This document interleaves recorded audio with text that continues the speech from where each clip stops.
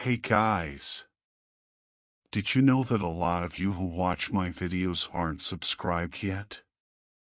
I'd really appreciate it if you could hit that subscribe button. And don't forget to like the video and leave a comment below. Your interaction really helps the channel grow and allows more people to see my content. Thanks so much for your support. Rain lashed against the windshield, blurring the already fading light. My first day as a park ranger, and they'd stuck me in the middle of nowhere. Trees stretched out forever, swallowed by the storm clouds gathering overhead. The mountains lined the horizon, jagged teeth against the bruised sky. I'd never seen mountains so imposing, so hungry. A shiver ran down my spine, and it wasn't just the cold. I was eager to make a good impression, to prove I belonged here. This job, this life, it had always been my dream. But as I drove up the narrow dirt road to the ranger station, a knot of unease tightened in my gut. The isolation was suffocating, even from inside the truck. The silence of the wilderness pressed in, broken only by the wind clawing at the trees and the distant cry of some unseen creature. Civilization felt a million miles away, and for the first time since taking this job, the reality of my solitude hit me like a punch to the gut. Still, I couldn't shake the excitement. I was ready to put my training to the test. The ranger station appeared through the gloom, a plume of smoke rising from its chimney like a ghostly finger. It was nestled at the edge of Pine Creek Forest, small and squat, more a backwoods cabin than a ranger station. A man stood by the entrance, his silhouette stark against the dying light. Hank Johnson. Burly, mid-50s, with graying hair escaping from under his hat, and a face etched with the harshness of 1,000 winters. He didn't smile, didn't even offer a greeting. Just a grunt and a glance at his watch. "You're late," he said, his voice rough as gravel. I swallowed hard, the knot in my stomach twisting tighter. "Sorry, sir. The roads are always like this, rookie," he cut me off, his eyes hard. "This ain't downtown LA, out here, you gotta be ready for anything."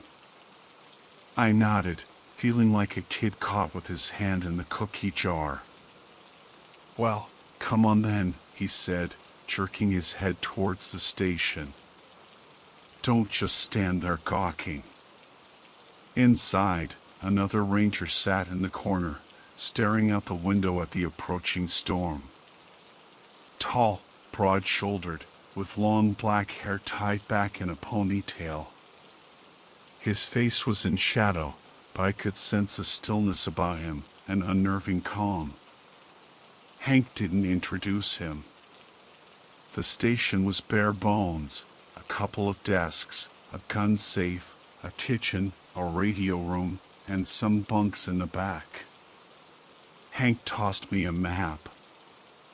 "Your job is to patrol this sector," he said, his voice flat. "Check for poachers, illegal campsites, anything out of place. Poaching's been a real problem lately. Keep your eyes peeled, learn the terrain, and don't get complacent." I unfolded the map, tracing the lines with my finger. My territory stretched deep into the forest, further than most folks would ever dare to go. "And him?" I asked, nodding towards the silent ranger by the window. Hank glanced over at the other ranger. "That's Dakota Smith. He's the quiet type, but he knows these woods better than anyone. If he gives you guidance, you better listen up." His family's been on this land for generations. I extended my hand to Dakota. Jake Miller, good to meet you, Dakota. Dakota's grip was firm but gentle, his eyes never leaving mine as we shook hands. Dakota Smith, he said, his voice low and smooth like flowing water. Welcome to Pine Creek. Hank wasted no time getting down to business. He spread a map of the area across the table and tapped it with his thick fingers. This is your territory now. The Pine Creek region is thousands of acres of forest, mountains, rivers, and lakes. You'll be responsible for these areas, keeping an eye out for anything unusual.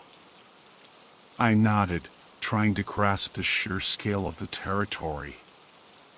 Anything I should be particularly looking for? Everything, Hank said flatly. This ain't some manicured national park. It's rough terrain.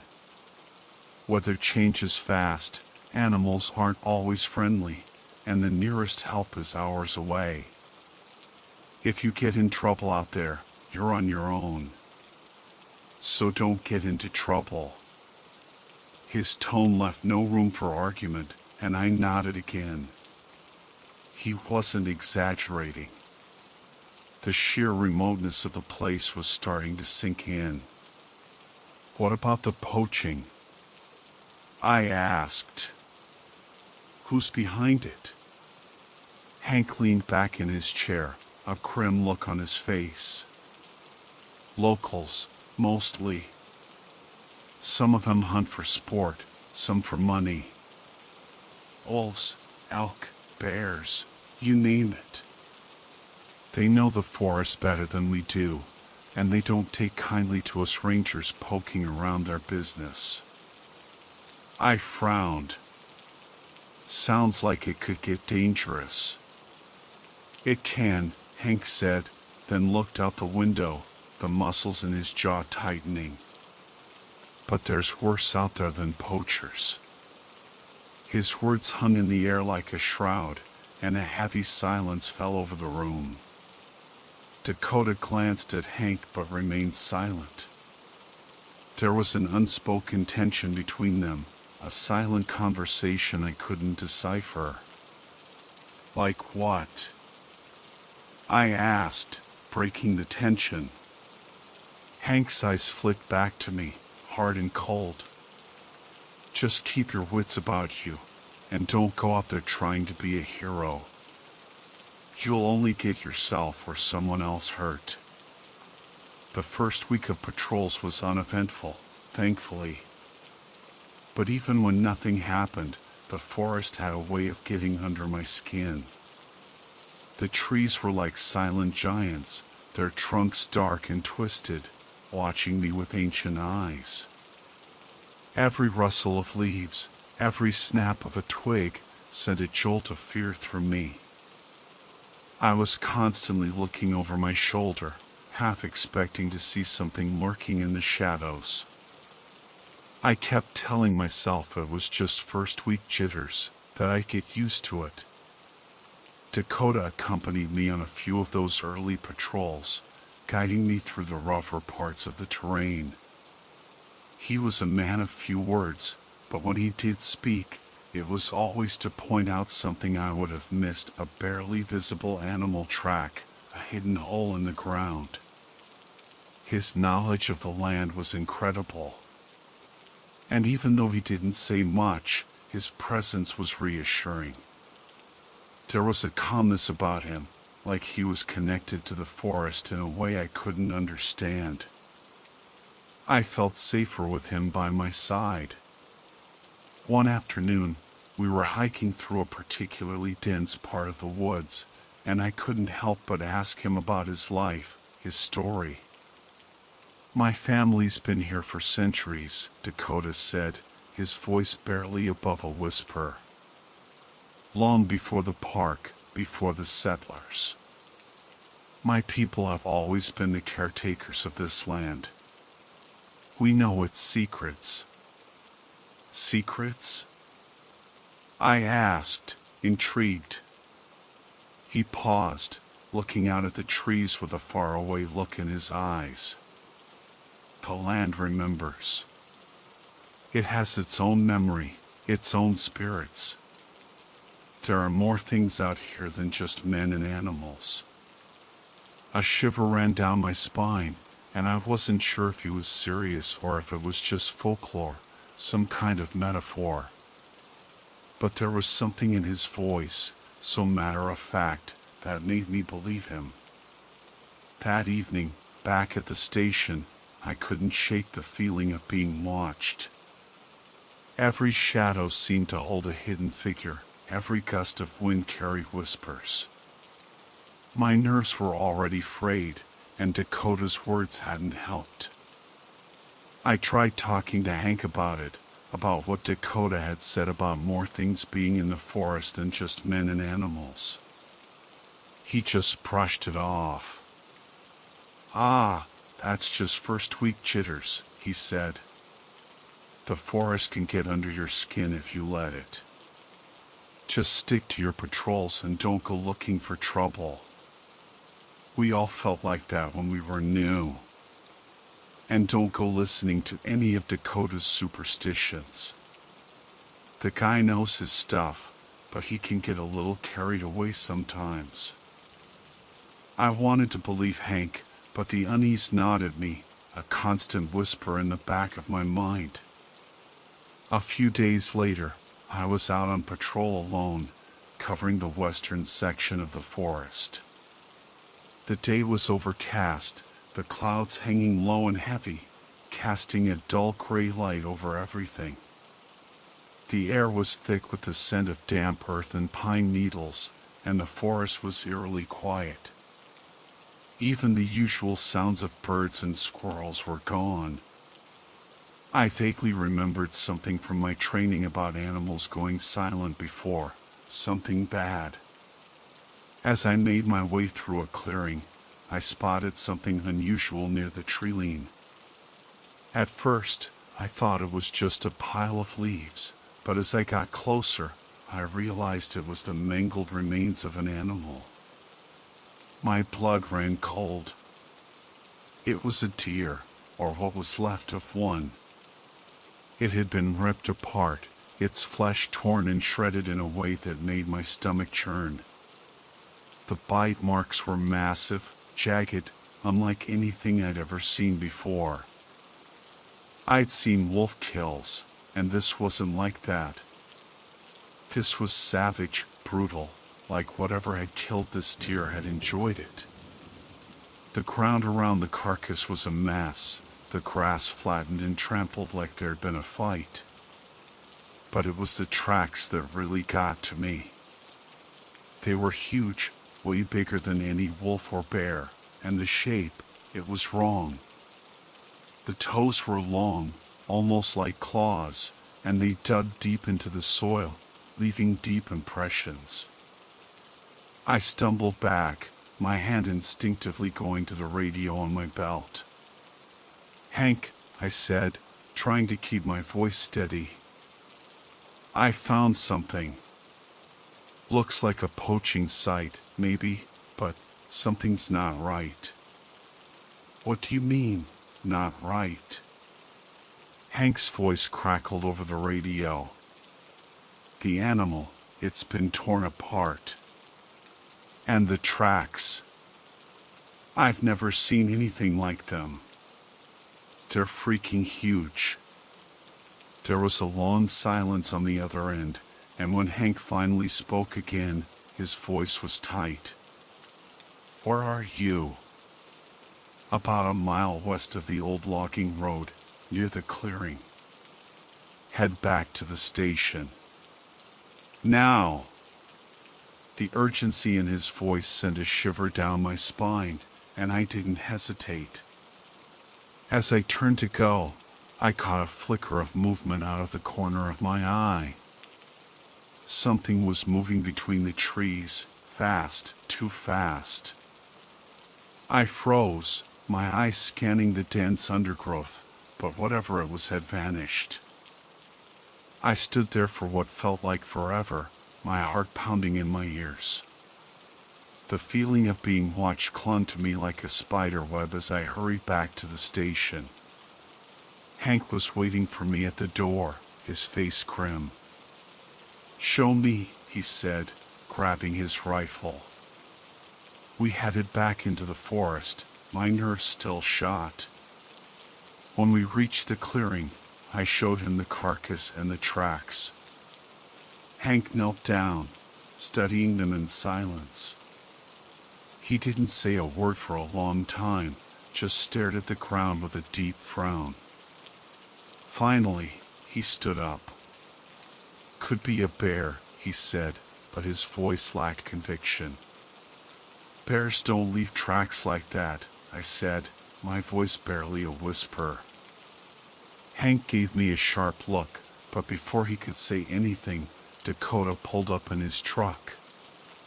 He stepped out, his face as calm and unreadable as ever. He surveyed the scene, then looked at the tracks.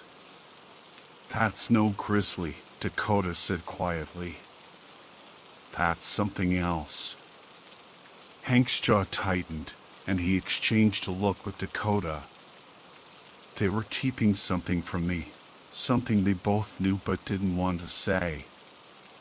"Well, what is it then?" I demanded, my anxiety spiking.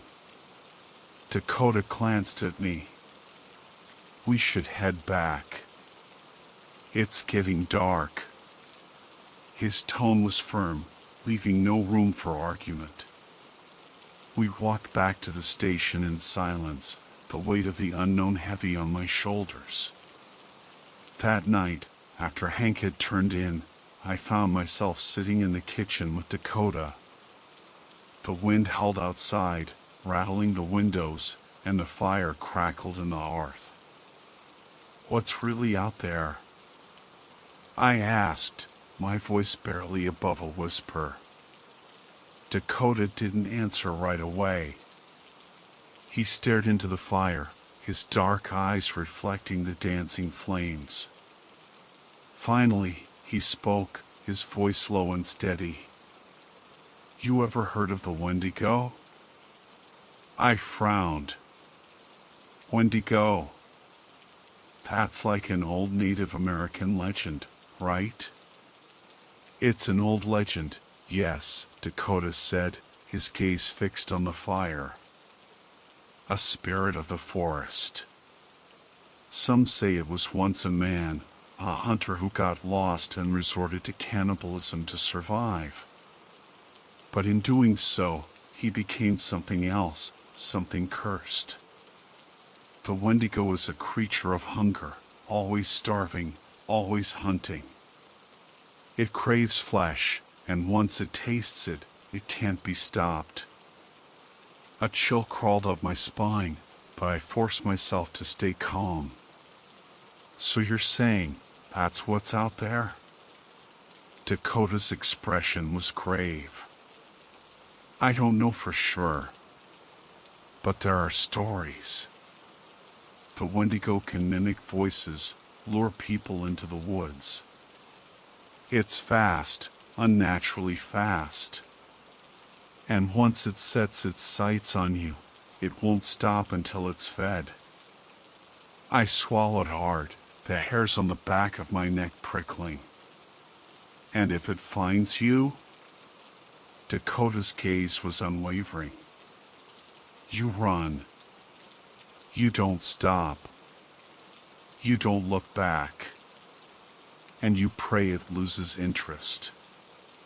His words echoed in my mind long after I went to bed. I couldn't shake the feeling that something was watching us from the darkness. The next morning, Hank ordered a full patrol of the area. He was tense, though he tried to hide it behind his usual gruff exterior. We split up. Hank took the north, I took the west, and Dakota headed east. As I made my way through the forest, the weight of Dakota's story pressed down on me. Maybe this ranger take wasn't such a good idea after all. The forest felt different today. The usual sounds of birds and animals were gone, replaced by an unsettling silence.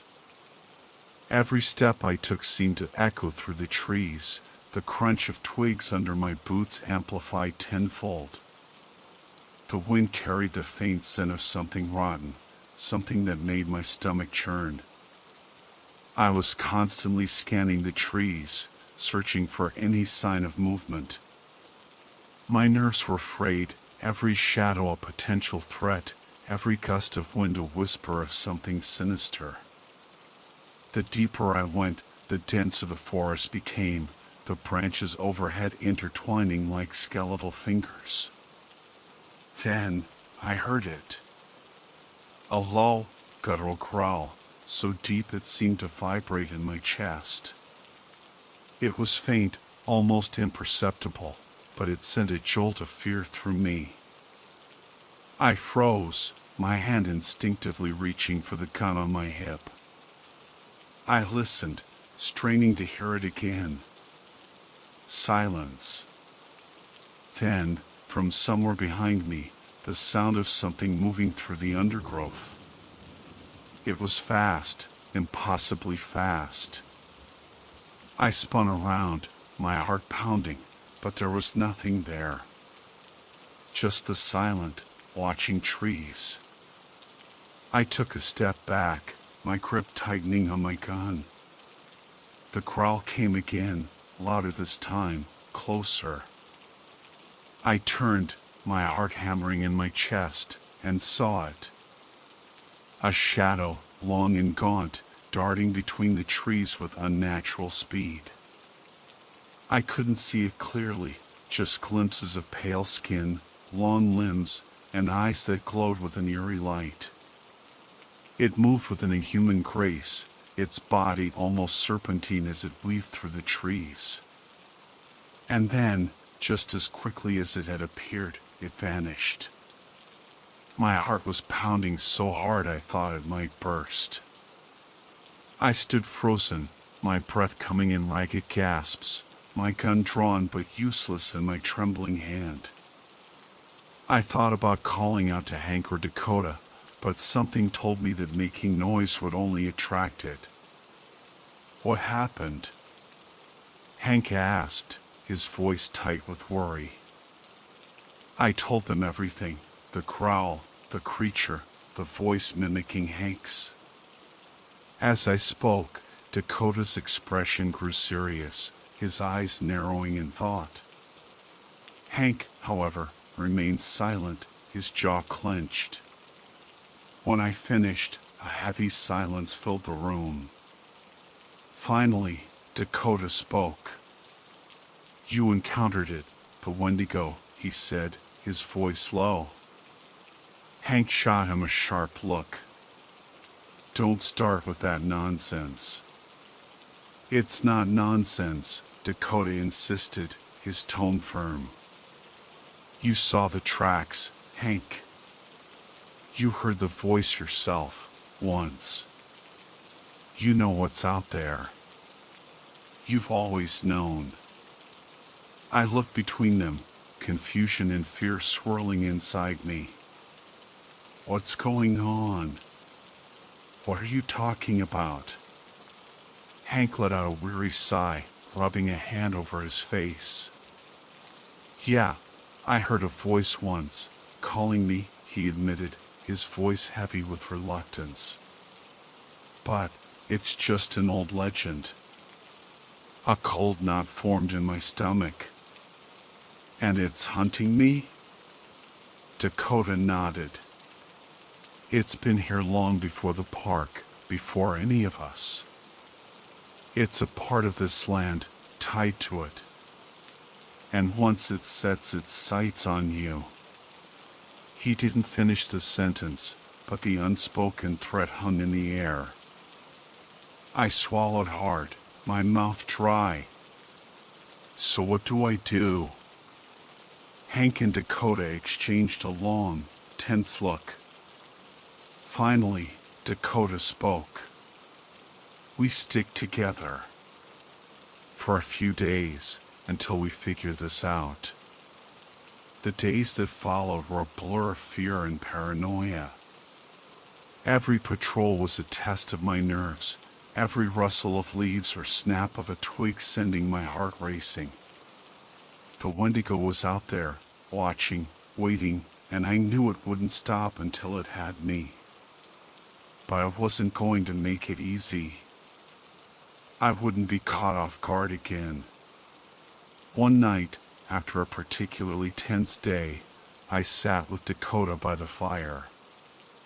The wind howled outside, but inside the station, it was quiet. "Have you seen it before?" I asked, breaking the silence. Dakota didn't answer right away. He stared into the fire, his expression distant. Finally, he nodded. "Once," he said, "when I was younger, my father and I were out hunting. We thought it was a bear at first, but when we saw it darting between the trees, we never spoke of it again." The fire crackled between us, casting long shadows on the walls. Outside, the wind howled, and somewhere in the distance, I thought I heard a low, guttural growl. I didn't sleep that night. And in the morning, I knew one thing for sure. The Wendigo was still out there, and it wasn't done with me yet. The ranger station felt like a prison. The encounter with the Wendigo, or whatever it was, hung over us like a curse. We patrolled in a tight group now, never alone. Dakota insisted on it, but the tension between him and Hank was thick enough to cut with a knife. Hank was all about practicality, and the talk of Wendigos was driving him crazy. He tried to hide it behind tough talk and scowls, but I could see the fear in his eyes. Dakota, on the other hand, was quiet, thoughtful, almost eerily calm. It was the kind of calm that made me wonder if he'd already accepted his fate. We still had a job to do, though. We couldn't just hide in the station forever. But outside, the forest was silent, lifeless. Even the wind seemed to hold its breath. I felt caught between the two men, like a kid watching his parents fight. One afternoon, after clearing a beaver dam, we were heading back to the station when we found another deer carcass. Torn apart, just like the first one. "Another one," Dakota said, his voice flat. Hank knelt beside the remains, his face a mask of frustration. "We're chasing shadows," he muttered, wiping his hands on his pants. "This ain't no Wendigo. Probably just a damned bear with a taste for venison." Dakota, standing a few feet away, was watching the tree lean, his eyes scanning the distance. When Hank's grumbling got louder, he finally spoke. "You know it's not a bear, Hank. You've seen the tracks." Hank shot him a glare. "I've been doing this for 30 years, Dakota. I know a bear when I see one. I don't need you filling the kid's head with your spooky stories." Dakota remained calm, but his voice had an edge to it.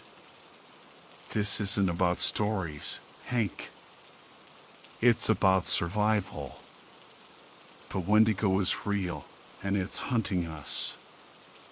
Hank stepped closer to Dakota, his face red with anger. "You think I'm scared of some fairy tale? I've faced real predators, real threats. This thing, whatever it is, it doesn't scare me." Dakota didn't back down. "That's your problem, Hank. You're not scared enough." The tension between them crackled in the air, and for a second, I thought they might actually come to blows. I shifted awkwardly, caught in the middle, not knowing what to say. Finally, Hank snorted and stomped off towards the station. "I'm done with this crap," he grumbled. "You two can sit around talking about monsters and fairy tales all you want. I'm going to bed." That night, Dakota and I sat by the fire, the flames casting dancing shadows on the floor. The silence was heavy, but I finally broke it. "Do you really think we're being hunted?" I asked, my voice barely a whisper. Dakota poked at the fire with a stick, watching the embers swirl upwards. "Yes," he said quietly. "I think the wendigo has chosen us. Once it sets its sights on you, there's no escape. It's patient. It waits. It wears you down." I swallowed hard, my throat dry. "And how do you stop it? I mean, how do you kill it?" Dakota's eyes met mine, and for a moment he didn't speak. Then he shook his head. "You don't." "There has to be a way," I insisted, desperation edging into my voice. Dakota looked away, staring into the flames. "Legends say there is, but it's dangerous. You'd have to trap it first, and that alone is nearly impossible." My pulse quickened. "How do you trap it?" Dakota hesitated, as if unsure whether to tell me. After a long pause, he sighed and leaned closer, lowering his voice. "The wendigo fears fire. You'd need to lure it into a trap with something it wants, flesh. And once it's close enough, you'd have to burn it. But it won't be easy. It's smart. It'll know what you're trying to do." A chill ran down my spine. "So we use ourselves as bait?" Dakota nodded grimly. "It's the only way." We spent the next few days preparing the trap. It was a desperate plan, but it was all we had. We chose a narrow ravine deep in the forest, a place where the trees were thick and the ground uneven. We dug a deep pit and filled it with kindling, creating a makeshift pyre. The plan was simple: lure the wendigo into the pit, set it ablaze, and pray it was enough to kill it. Hank, despite his earlier skepticism, went along with the plan. His gruff exterior had crumbled, and I could see the fear in his eyes, though he tried to hide it. He was desperate for this to be over. "Just make sure you don't screw this up, Jake," Hank muttered as we put the finishing touches on the trap. "We only get one shot at this." Dakota stood nearby, quiet as always, but there was a tension in him that I hadn't seen before. I knew he was nervous, even if he didn't show it. The sun began to set, casting long shadows across the forest floor. The air grew colder, and the wind picked up, carrying with it the sickeningly sweet scent of decay. We took our positions. Dakota and I stood near the pit, while Hank waited further back, his rifle raised. For a long time, there was nothing but silence. The forest was eerily still. Then, from somewhere deep in the woods, came the sound of footsteps, slow, deliberate, and inhuman. My heart pounded, and I gripped my gun, my eyes scanning the darkness. Dakota and I stood by the pit, ready to light the fire. The footsteps grew louder, closer, and then I saw it. The wendigo. It moved between the trees with unnatural grace, its long, gaunt limbs twisted and pale. Its eyes glowed with an eerie light, and its mouth hung open, revealing rows of sharp, jagged teeth. The sight of it made my blood run cold. It was huge, taller than I had imagined, with a skeletal frame that seemed barely held together by rotting flesh. Its stench filled the air, a sickly sweet smell of decay and death. It moved towards us, closer and closer to the pit. Just a little further, I thought. For a moment, I believed our plan might actually work. But just as the Wendigo was almost on top of the pit, Hank raised his rifle. "Hank, no!" Dakota shouted. But before Hank could fire, the Wendigo moved with terrifying speed. It lunged towards Hank, its long arms outstretched. Hank screamed, a guttural, panicked sound, but it was too late. The Wendigo slammed into him, knocking him to the ground. Its claws tore into his flesh, ripping him apart with horrifying precision. Blood sprayed across the forest floor, and Hank's screams were cut short as the creature's jaws clamped down on his throat. I froze, paralyzed with horror. Hank's body convulsed for a moment before going still, his blood pooling beneath him. The Wendigo stood over him, its mouth smeared with blood, its glowing eyes fixed on me. "Run!" Dakota yelled, grabbing my arm and pulling me away from the gruesome scene. We sprinted through the trees, the Wendigo's bone-chilling screech echoing behind us. I could hear it crashing through the undergrowth, its footsteps relentless. The forest blurred around us as we ran.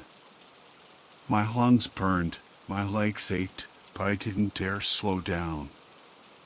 The Wendigo was right behind us, its screeches growing louder. Then Dakota stumbled. I turned just in time to see him fall, his foot caught on a root. He hit the ground hard, and before I could reach him, the Wendigo was upon him.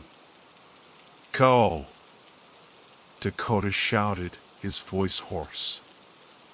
"Get to the station." I hesitated for a split second, but the sight of the Wendigo tearing into Dakota sent me into a blind panic. I turned and ran, Dakota's screams echoing in my ears. I burst through the door of the ranger station, slamming it shut behind me. My hands trembled, my breath coming in ragged gasps. Blood, Hank's and Dakota's, stained my face and clothes. I stumbled to the radio, frantically calling for help. "Mayday! Mayday! This is Ranger Miller. We need immediate help at Pine Creek Forest. There's something out here, something killing us. Please send help." Static crackled, then a voice responded. "Copy that. Stay where you are. Help is on the way." I dropped the radio and collapsed onto the floor, my body shaking with fear and exhaustion. The fire in the hearth flickered weakly, casting long shadows on the walls. The station felt small, vulnerable. The Wendigo was out there, somewhere in the darkness, and I could feel it, like a predator circling its prey. My body trembled as I stood in the middle of the room, trying to figure out what to do next. The fire crackled, offering little comfort. I grabbed the rifle from Hank's stash, my hands slick with sweat as I fumbled with the bullets. The radio sat on the desk, hissing with static. I had no idea how long it would take for help to arrive, or if they would even believe my frantic call. Images of Hank's mangled body and Dakota's final screams flashed through my mind. They were gone. I was alone. And then I heard it. A soft scratching at the door, like claws dragging across wood. My heart hammered in my chest. I stood frozen, listening to the sound grow louder. The Wendigo was here. A voice broke the silence, faint but unmistakable. "Jake, let me in." I froze, my eyes wide with terror. The voice was familiar. It was Dakota.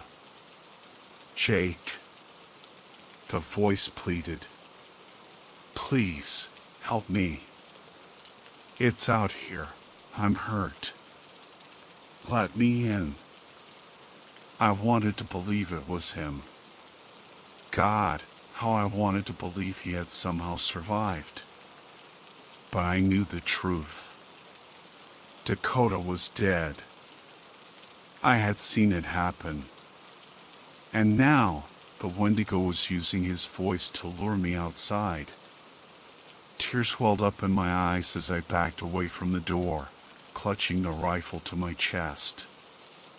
"You're not Dakota," I whispered, my voice trembling. The scratching stopped, replaced by a low growl that made my blood run cold. The Wendigo knew I wasn't falling for its trick. Suddenly, a tremendous bang shook the door, rattling the entire cabin. I stumbled backward, nearly tripping over a chair. The creature was trying to break in. Another hit, even harder this time. The door splintered, the wood cracking under the force. "Jake." The voice came again, now sounding like Hank. "Open the door. I need your help." I squeezed my eyes shut, trying to block out the sound. My hand shook so violently I almost dropped the rifle. "No," I whispered. "You're not real." Another crash. The door buckled inward, and I saw a long, bony claw reach through the splintered wood, scraping along the door frame. I raised the rifle, my hands trembling so badly I could barely hold it steady. "Get away!" I screamed, my voice a hoarse whisper. The creature crawled again, a deep, rumbling sound, and then there was silence. The scratching stopped. For a moment, I dared to hope it had given up. But then, from outside the window, I heard the voices again. "Jake." Dakota's voice pleaded. "Come outside. It's safe now." "No," I whispered, shaking my head. "You're not real." The voices continued, beckoning me outside. I turned towards the window, my breath catching in my throat. The firelight flickered, casting eerie shadows across the room. My heart pounded as I saw movement outside, something tall and thin, gliding between the trees. I backed away from the window, my stomach churning. The Wendigo was toying with me, pushing me to the breaking point. It wanted me to open the door, to step out into the night where it could finish me off. The radio crackled to life. "Ranger Miller. Hold tight, help is inbound." ETA. Static hissed, cutting off the message. But they were coming. I just had to hold on until then. I gathered the remaining ammunition and barricaded myself in the back room, piling furniture against the door. My hands shook so badly I could barely load the rifle, and the constant scratching at the walls made it nearly impossible to concentrate. "Jake!" Hank's voice called from outside. "Come on, kid, it's cold out here. Let me in." I clutched the rifle tighter, my back pressed against the wall. The temperature in the cabin plummeted. The voices continued for what felt like hours. My breath fogged in the air, and I could feel the cold seeping through the cracks in the windows. Suddenly, a crash echoed from the front of the station. Splintering wood. It had broken through. My heart hammered in my chest as I heard slow, heavy footsteps moving through the station. Each step made the floorboards groan. It was inside. I held my breath, my hand shaking as I gripped the rifle. The footsteps grew louder, closer. I could hear its breathing now, slow, ragged, and unnatural. The creature was hunting me, and it knew exactly where I was. Silence. The footsteps stopped right outside the back room. For a moment, I dared to hope it hadn't seen me. Maybe it would leave. But then, slowly, the door creaked open, the barricade groaning under the pressure. I raised the rifle, aiming it at the door. The dark, hulking figure of the Wendigo filled the doorway. Its eyes glowed in the darkness, piercing the dim light like burning coals. Its mouth hung open, revealing rows of sharp, blood-stained teeth. Time seemed to stand still. And then, the creature lunged. I fired the rifle, the deafening blast echoing through the small room. The bullet struck the Wendigo in the shoulder, but it barely flinched. It let out a bone-chilling screech, its twisted arms reaching for me. I fired again, hitting it in the chest. The Wendigo staggered back, but it was still coming. I scrambled backward, trying to reload, but my hands were shaking so badly I dropped the bullets.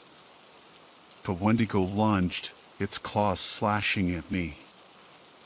I dodged just in time, feeling the wind from its claws as they tore through the wooden desk. I swung the rifle like a club, smashing it against the creature's head. It screeched again, staggering back.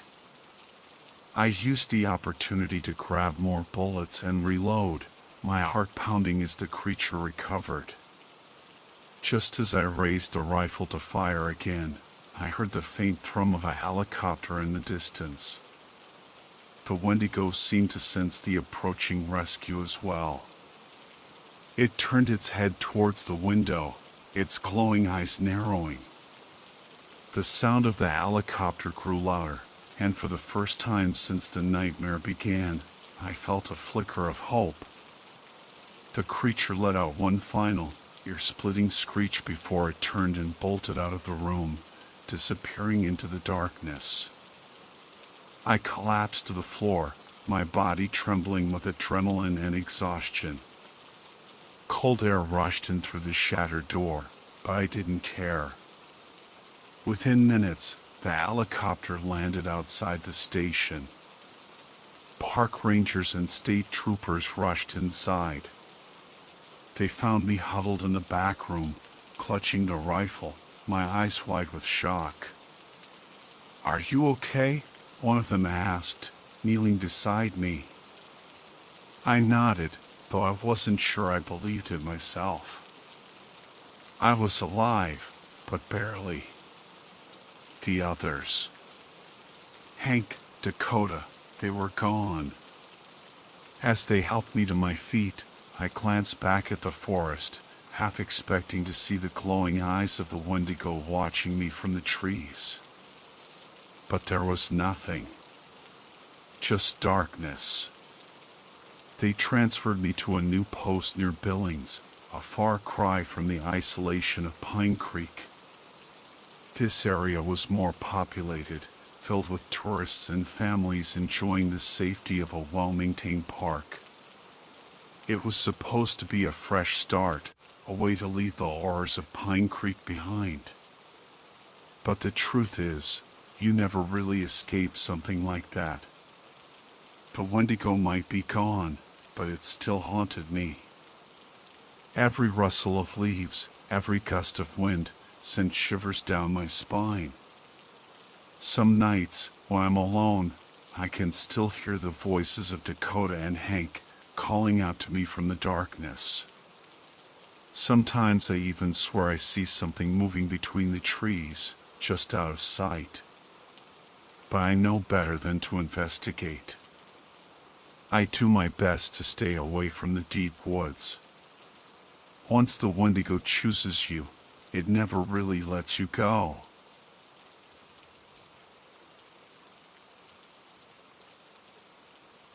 I used to love taking the kids to that state park pool. It was a nice one, in-ground, concrete, well-maintained. But it was also in the middle of nowhere, tucked away in the woods. The whole setup was pretty standard, with a chain-link fence around it to keep people out after closing. Still, it was in a forest. Seriously, what were those park planners thinking? But hey, it was free, and the kids had a blast, so who cares if it's surrounded by trees, right? That's what I used to think anyway. One day, I forgot to bring a book, and boredom hit me hard. Watching kids splash around can only entertain you for so long. Seriously, how do lifeguards do it all day? I guess that's why they switch out every hour. The sun was scorching, and I was about to melt into the concrete. Boredom was eating me alive, so I decided to chat up the lifeguard. Ever seen anything weird around here? I asked her.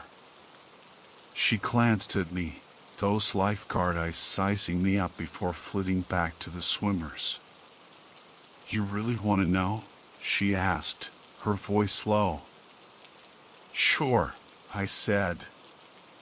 Because once you hear this, she warned, you won't be coming back. I hesitated. Was she serious?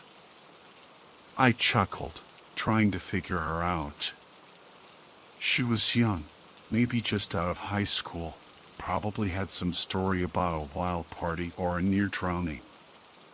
But a nagging voice in my head whispered, what if she's messing with me? I was too bored to care. I nodded. Yeah, I'm sure. She leaned in close, her voice barely a whisper, never taking her eyes off the kids. And this is the story she told me. Okay, I'm loving the eerie direction this is taking. Here's the next part of your story, polished and refined with a focus on maintaining the spooky atmosphere. I've been a lifeguard here for 3 summers, helping pay for college. Lifeguards come and go like the tide, so I quickly climbed the ranks. I was the only full-timer with actual benefits, like insurance. Everyone else was part-time, always changing. Lately, though, it's been impossible to keep people. We've even had to cut back on pull hours. My boss seemed to think I could be there 7 days a week, but even I have limits. At first, I figured it was just the worker shortage everyone's talking about. Why work here when you can get a better gig, right? But as time went on, I started to get why people were ditching this easy job. My routine was always the same. Arrive early, do a walk around, make sure nothing's broken, pick up any trash, get the pool ready for the day. Then I'd unlock the lifeguard shack and test the water. One morning, I got there earlier than usual and found something freaky, wood footprints leading from the pool to the fence. The pool's left uncovered at night, so someone could sneak in. But in 3 years, no one ever had. And these prints, they were huge. I grabbed my phone and snapped some pictures before they dried. I even took a picture of my foot next to one. It was nearly twice the size. Now, I'm no basketball player. I wear a size 8, but still, those prints were normal. And the whole thing was just weird. Why break into a pool less than an hour before it opens? I tried to ignore it and just do my job. I opened the pool, people came, swam, everything seemed normal. But at the end of the day, another surprise. When I went to clean the filter, it was clogged with hair. I mean, you find weird stuff in pool filters, and hair isn't the strangest. I once found an eyeball in there, from a kid's stuffed animal, but still, freaky. But this hair, it was different. Longer, thicker, like someone let a dog swim in the pool. Again, I tried not to think about it, cleaned the filter, and pushed it to the back of my mind. The next day, the same thing. Those huge footprints were back. It was like I'd scared whoever it was by showing up early. But how were they getting a dog over an 8-foot fence? Was someone sneaking in an orangutan for a pre-dawn swim? Or was it a bear? But the hair didn't seem right for a bear. I searched that entire fence, high and low, looking for any holes, any signs of digging. Nothing. I double-checked every gate, every latch. Secure. There was simply no way anything could have gotten in. The next day, more hair in the filter. This time, I kept some. On my day off, I drove to the college and asked one of my professors to analyze it as a favor. He wasn't thrilled but agreed. Said it might take a few days. Meanwhile, I was getting to work earlier and earlier. This mystery was consuming me. I had to know what was going on, not just for the sake of the pool, but for my own sanity. But no matter how early I arrived, whatever it was always seemed to know and would disappear just in time. So I changed tactics. I drove to work early, but parked at a trailhead a mile away and hiked in. It took about 20 minutes, and I tried to be as quiet as possible. As I reached the rise overlooking the pool, I heard splashing. I crept closer until I could see the water. At first, I didn't see anything. Then, boom, something massive exploded out of the water. It was covered in long, brown hair and landed with a gigantic splash. I froze. I mean, I knew something was in there, but seeing it, it was a whole different level of terrifying. There was a creature swimming in the pool I guarded every day. I just stood there, mesmerized, as it played in the water like a kid, spouting water 20 feet in the air. I finally snapped out of it long enough to grab my phone and take a picture. But I'd forgotten to turn the volume down. The click of the lens echoed in the silence, and the creature instantly turned its head towards me. It stared right at me, and I felt my blood run cold. I expected it to bolt, but it didn't. It slowly rose out of the water and stepped onto the concrete deck. It was easily as tall as the fence as it started walking towards me. Terror locked me in place. I couldn't even take another picture. It effortlessly jumped the fence in a single bound and landed 40 feet in front of me. I was trapped. Nowhere to run, nowhere to hide. My car was a mile away, a million miles away. I knew I couldn't outrun it. It flexed its claws, fangs bared, and kept coming. I was going to die. It stopped 10 feet away. I could hear it breathing, smell the chlorine mixed with the pungent odor of wet fur. And then it paused, cocked its head, gave me this strange look, and vanished into the woods. Seconds later, a car drove by. I let out a breath I didn't realize I'd been holding and started the long walk back to my car. Every sound, every rustle of leaves made me jump. Was it following me? Was it lurking behind me? It felt like forever to reach my car. The last quarter mile, I ran. I didn't think it was following me. I knew it was. I dove into my car, locked the doors, and called my boss. Told him I needed the day off. He said he had no one to cover for me. If I didn't show, the pool would be closed until my relief arrived in 4 hours. Fear battled with responsibility. In the end, I reluctantly drove back to the pool and opened it. Everything I normally did, every part of my routine, felt like a scene from a horror movie.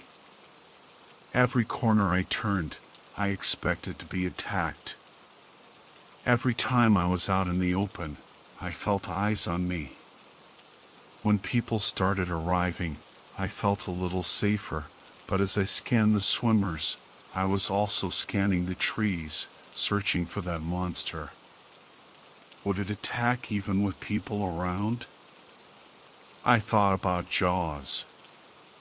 All those swimmers, oblivious to the danger lurking below.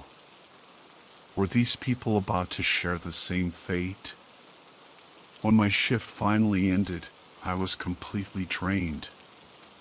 Driving home, I couldn't stop picturing that monster approaching me, claws out, snarling. I didn't even see the truck that hit me. I woke up in the hospital, hooked up to machines, tubes everywhere. The doctor said I was lucky. My injuries weren't that bad, and I'd be out in a few days. I called my professor and asked about the hair. He seemed hesitant, said he wanted to tell me in person. A few hours later, he was in my hospital room. He said he couldn't match the hair to any known animal. But after contacting some less conventional sources, he had an answer. I didn't want my suspicions confirmed, but I needed to know. He said it could be a Bigfoot. I pulled out my phone and showed him the picture. He zoomed in, his eyes wide, like a kid who'd found a winning lottery ticket. He asked if he could have a copy. When I said yes, he was so excited I thought he was going to jump for joy. Knowing what was hunting me didn't make me feel any better. In fact, it was worse. Now I knew no one would believe me. The professor even warned me to be careful about who I told. After the professor left, I called my boss. He didn't even ask how I was, just wanted to know when I could get back to work. When I told him I quit, he practically exploded. Screamed at me, said it was my fault he had to close the pool, and informed me that if I quit, the insurance wouldn't cover my hospital bills. I was trapped. I had to go back to that pool of terror, and possibly face that thing again. I didn't want to, but I had no choice. So, 2 days after being released from the hospital, I dragged myself back for my first shift. I made sure I wasn't early. I knew the creature was real, and I wasn't about to try sneaking up on it again. Live and let live, that was my motto. Unfortunately, it had other plans. I saw it more often, peeking from behind trees, watching me as I watched the swimmers. And when I closed the pool and walked to my car, that's when I really felt its eyes on me. I practically sprinted, slammed the car door, and got out of there as fast as I could. I forced myself to focus on the road, even though my eyes kept darting to the sides, expecting to see it. The next day, I arrived a few minutes early and stopped at the ranger station. I told them what was happening, and they laughed me out of the building. The professor had warned me this might happen, but it still stunned to have people I trusted turn their backs on me like that. I saw the creature again that day, glaring at me from the trees. I did my best to ignore it. By the time I got home, I was exhausted, mentally and physically. My stress level was through the roof. I'd started taking sleeping pills because the thing was even haunting my dreams. That evening, as I tried to relax, I heard a commotion outside. I stepped out to find my trash cans knocked over, not unusual, since I lived on the outskirts of town. But this time, when I went to pick them up, it was there. It stood there, just like that first day, snarling, claws flexed. I froze, fear gripping me, staring at this horrifying creature in my yard. When it took a step towards me, my survival instincts kicked in. I ran inside and locked the door. Then I called the police, told them someone was trying to break in. The monster helped my story by smashing a window while I was on the phone. I raced upstairs and hid in my bedroom closet. For a long time, there was a terrifying silence. What was it doing? Was it toying with me? And then, I heard it. I could hear its heavy footsteps thudding on the carpet.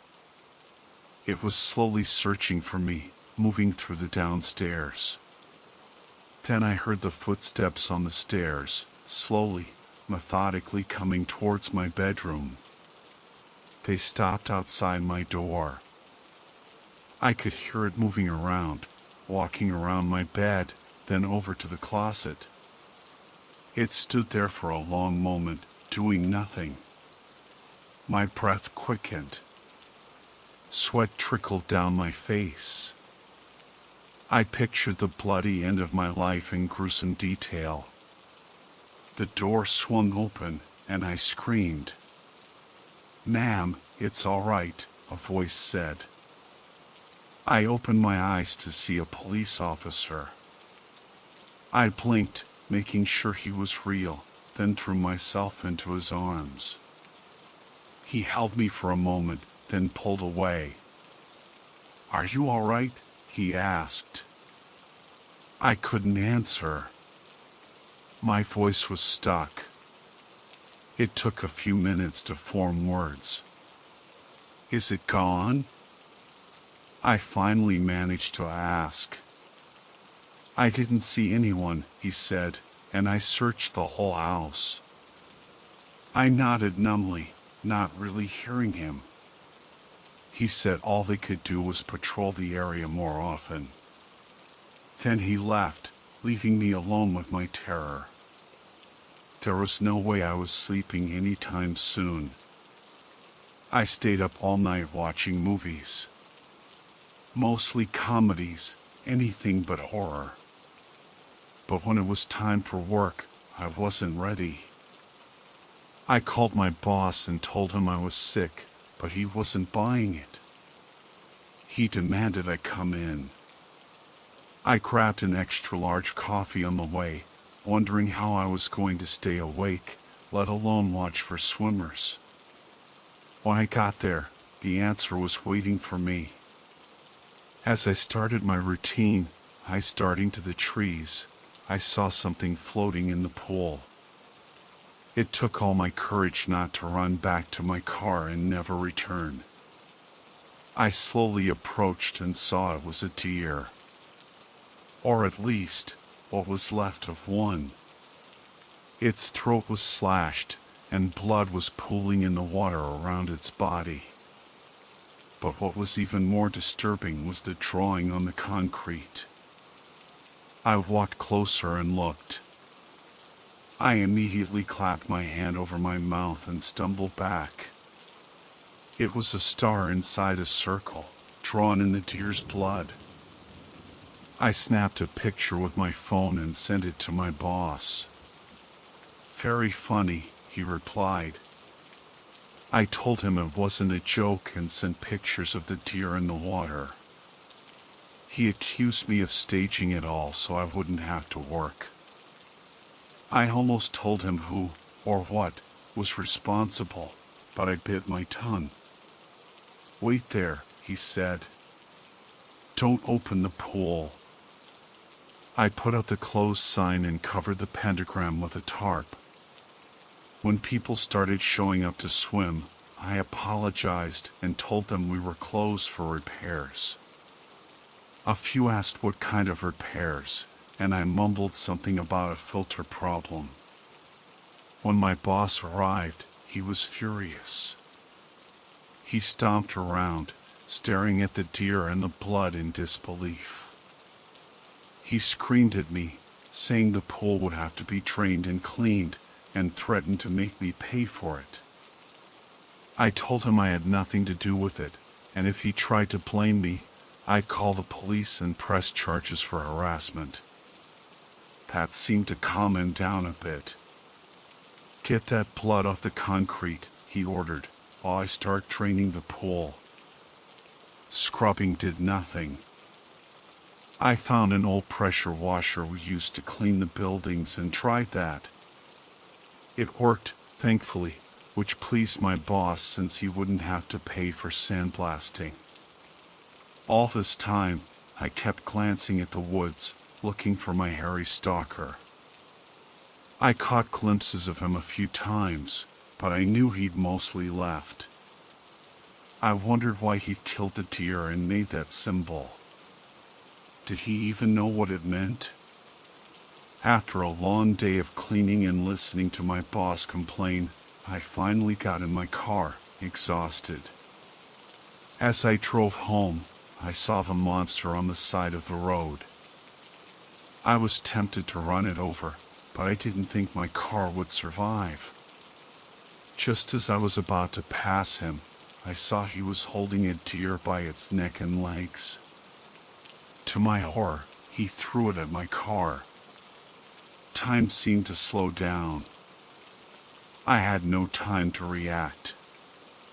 My foot slipped off the brake and hit the gas. It turned out to be a lucky mistake. The deer hit the back of my car instead of the front.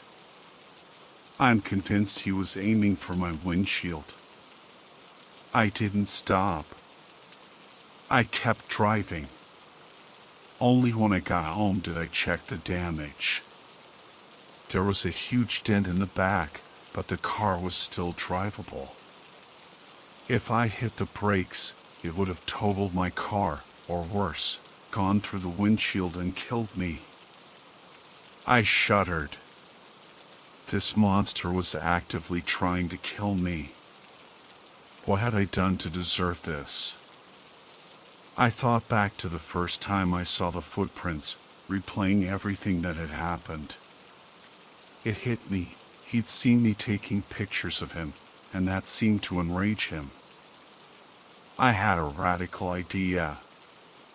It was stupid, and I didn't think it would work, but it was better than being stalked for the rest of my life. I drove to the pool early the next morning. It was strange seeing it empty, the bottom so clean. I stood on the deck and held up my phone, the picture of the creature on the screen. I saw it emerge from the woods and leap the fence, landing right in front of me. I tried to hide my fear. It looked at me, then at the phone. I took it as a good sign that its fangs weren't bared. I set the phone on the ground and backed away. It reached down, picked up the phone, and stared at the picture for a long moment. Then it turned and leaped back over the fence, disappearing into the woods. "Wow, that was some story," I said. "You should write fiction." "That was great." "You want to know the best part?" she said, never taking her eyes off my kids swimming in the pool. "Sure," I said. She leaned closer and whispered, "It's true." I smiled and rolled my eyes. "Sure it is," I said. "I'll tell you what," she said. "Why don't you look over my right shoulder into the trees and tell me what you see?" I did as she asked, grinning at the joke this lifeguard was playing on me. Then my smile faltered. I saw something in the trees. It was a brown head peeking out from behind a tree. At first, I thought it was a coworker in on the joke, but the head was over 8 feet tall. Its eyes bored into mine and narrowed. I found myself looking away, despite myself. When I looked back, it was gone. "Something wrong?" she asked. How long ago was the pool reopened?" I stammered. "Last week." I looked around and over in the corner, on the concrete. I could see the faintest outline of a star. My eyes widened in horror. "Welcome to my world," she said, without a trace of humor. I whipped around towards the pool.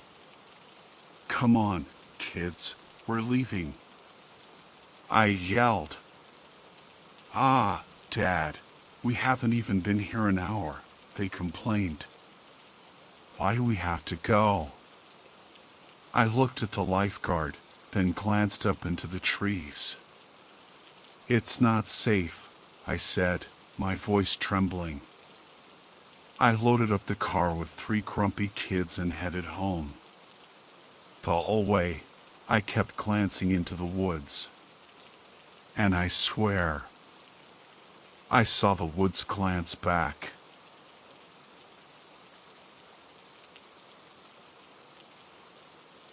I don't know why I went to Yellowstone. I mean, I know what I went there for, but even now, I can't explain the pull, the obsession that drove me. I've always been, let's call it obsessively curious. Things grab my attention out of nowhere, and once they do, forget it. They consume me. Thinking turns into reading, reading turns into research, research turns into investigation. It's a rabbit hole, and I fall deep. Then, just as suddenly as it starts, the obsession vanishes. Poof. Gone. It's been this way since I was a kid. Like an itch that has to be scratched. I remember it clearly. Lazy Sunday, flipping through channels, half-heartedly watching some football game. Then a news report flashed on the screen, something about a string of disappearances in Yellowstone. And just like that, I was hooked. My weeks-long fascination with unsolved mysteries. Amateur hour.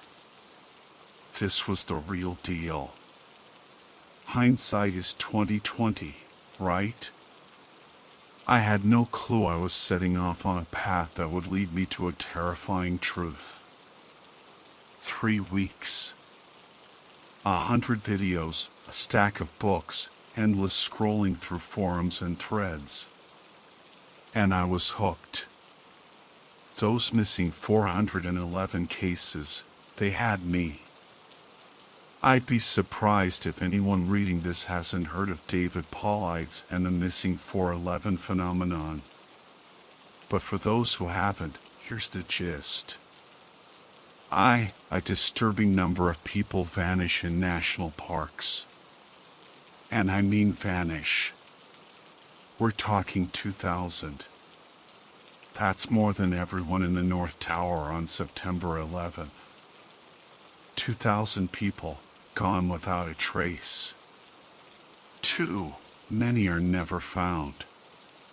Which is insane, considering the technology we have and the massive search efforts.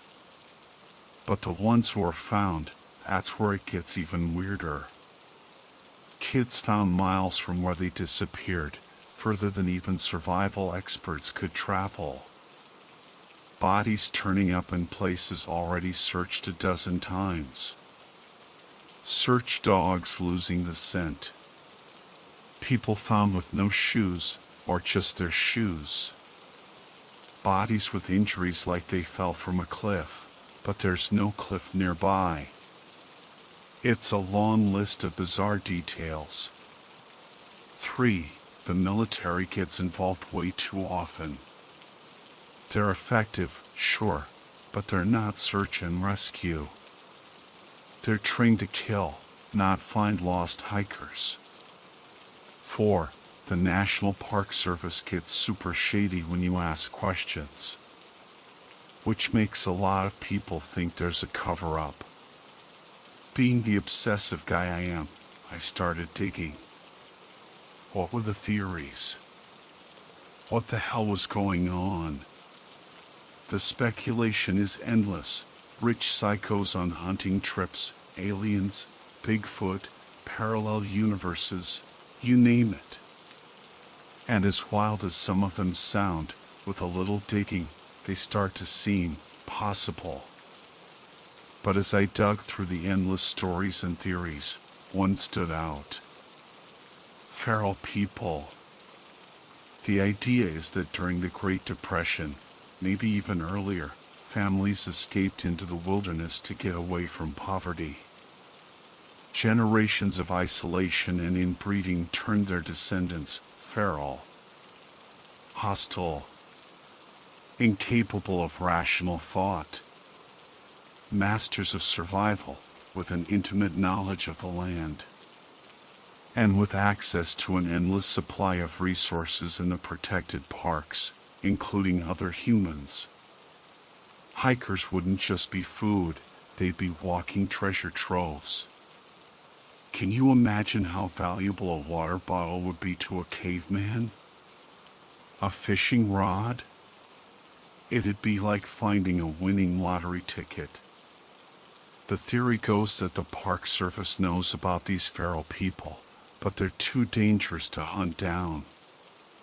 They're like apex predators, only smarter. Plus, they offer a unique opportunity for scientists to study human nature in its rawest form. But sometimes, these tribes get too close, or too bold. That's when the military gets called in for a discreet cleanup, before more people disappear. This theory clicked for me. It explains so much. Kids and the elderly vanish because they're easy targets. Solo hikers are ambushed because there's no one to help them. Hunters go missing because they're far from the trails and have valuable weapons. It even explains why bow hunters disappear more often than those with guns. Bows are simpler to use and maintain. And those Bigfoot sightings? Imagine someone who's never had a haircut, a shower, or trimmed their nails. Add in some distinctive features from generations of inbreeding, and you've got yourself a Sasquatch. But for all the evidence supporting the feral people theory, there are some glaring holes. Humans are messy. We leave trash, make fires, cut down trees. Our footprints kill the forest floor. We're the easiest animals to track. And then there's the science. Infertility from inbreeding, genetic mutations. For all the positives, there are some serious flaws. So I went back and forth, obsessing over this idea for months. Until one day, I had a revelation. Like the conspiracy gods took pity on me and tossed me a bone. A bone with some meat on it. I'd fallen asleep on the couch, mid-research. YouTube was playing in the background. When I woke up, I reached for the remote, but the narrator's voice caught my attention. Missing 411 had led me to unexplained mysteries, which had led me to weird scientific discoveries. This guy was talking about a skull that had been found. It was old, weathered, with puncture holes in the top. Scientists thought it was evidence of human sacrifice, but it turned out the kid had been snatched by a crowned eagle. And that's when it hit me. I jumped up like a madman, all the pieces clicking into place. Giant fucking eagles. I know. Sounds crazy. Crazier than any other theory out there. But like my dad always said, the difference between bat's hit and guano is the stuff inside it. I won't bore you with every detail, but here are a few things to consider. Eagles are takeout experts. They snatch their prey, fly off, and eat it in their nest. This explains why people vanish without a trace. Searchers are looking on the ground when the bodies have been carried off and dropped somewhere remote. It also explains why some victims are found miles away, or with injuries like they fell from a great height. Maybe the eagle grabs someone too heavy, or the person struggles, and the eagle gets spooked and drops them. 2. Eagles are ambush predators.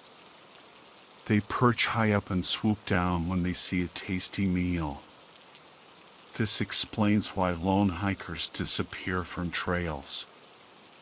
The eagle watches the path, waiting for a solo target. And speaking of prey, 3. An eagle big enough to carry off a human would need a reliable food source, like deer. Yellowstone is teeming with deer, which explains why hunters go missing. They use scents and calls to attract deer, but those same signals might attract a hungry eagle looking for an easy meal. 4. This also explains why only parts of people are found: shoes, backpacks, cameras. Eagles are smart. They've probably learned that some things aren't edible. They can tear through clothes, but the tougher stuff gets ripped off and discarded, like a deer's antlers. Smaller animals scavenge what's left behind. Now, I know what you're thinking. Wouldn't someone notice giant eagles flying around? But they have. That's why the National Park Service gets so cagey when people start digging. They know these giant eagles exist. And since eagles only hunt within a 15 to 20 mile radius of their nests, they probably know where to find them. The bald eagle is America's national bird.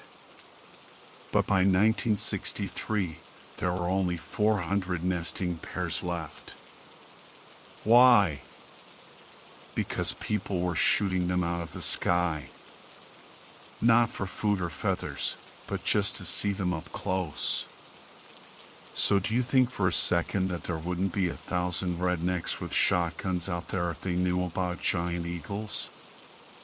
My guess is the Park Service is working with conservation groups to keep these birds a secret. But you can't just let giant, man-eating eagles breed uncontrollably. No one's going to visit a park where they might get snatched and eaten. That's bad for business. That's where the military comes in. And it's not just any military unit. It's the Green Berets. They specialize in reconnaissance and unconventional warfare.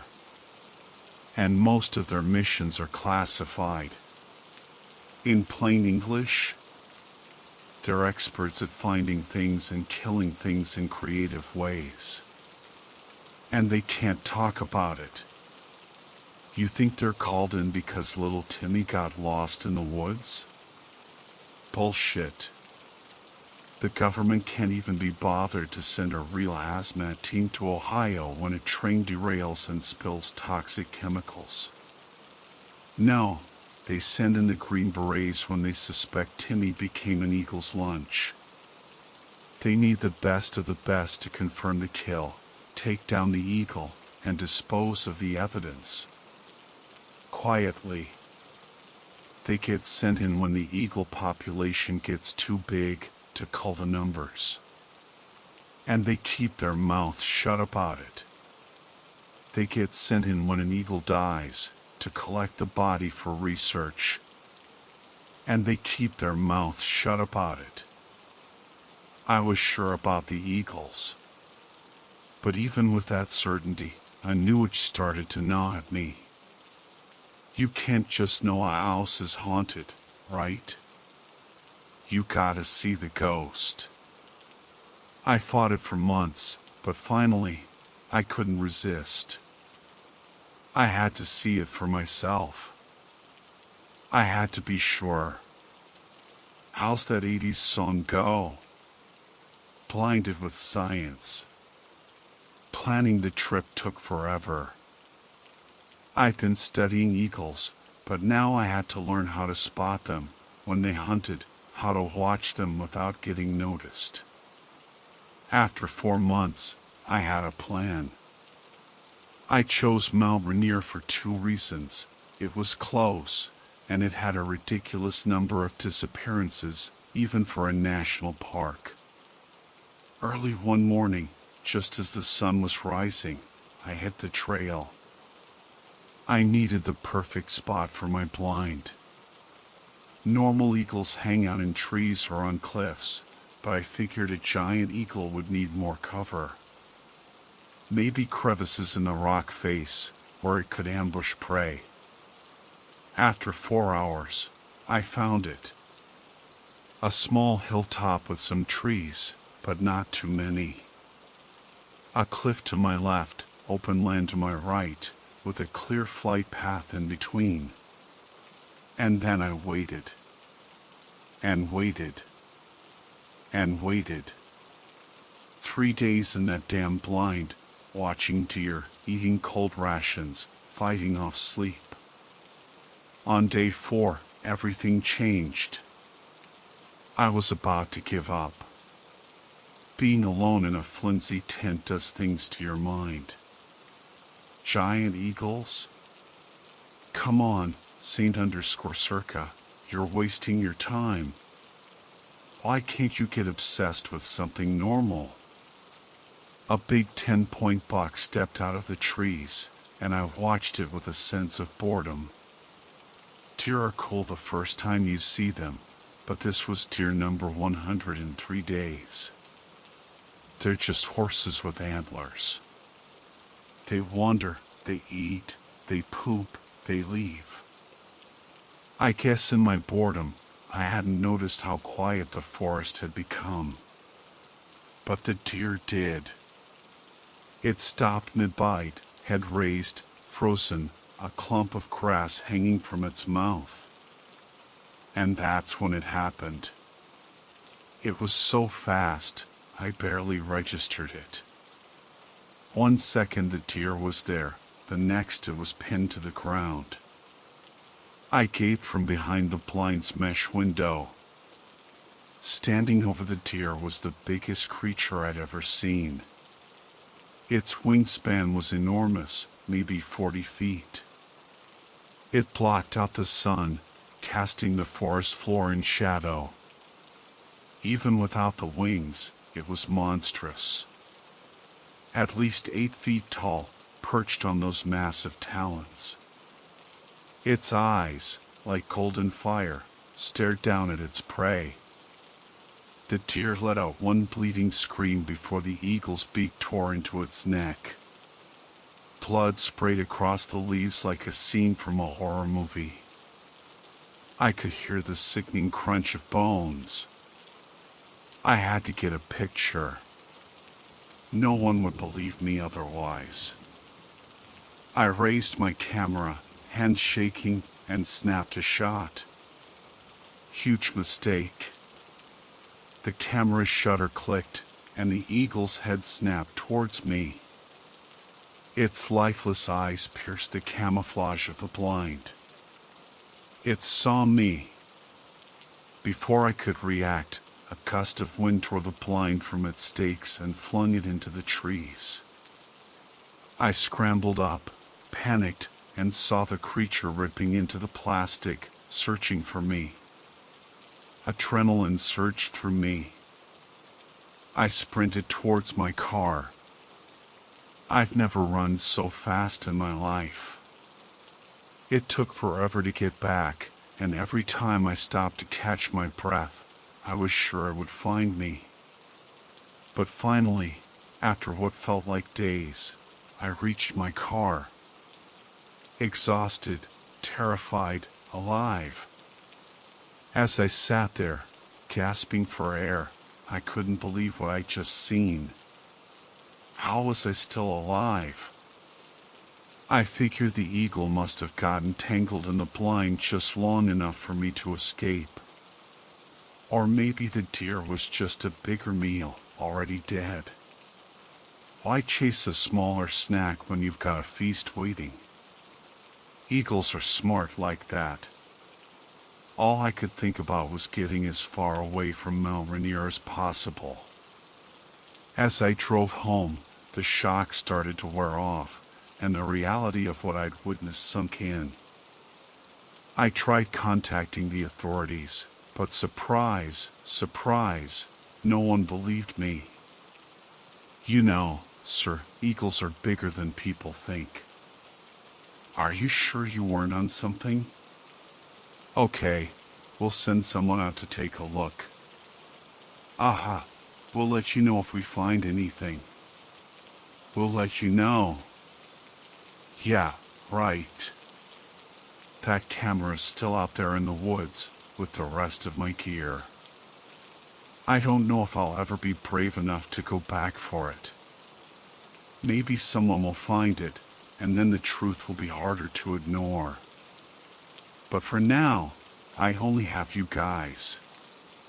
The National Park Service is hiding something terrifying in the mountains and forests of this country. So if you ever go hiking in those remote places, never go alone.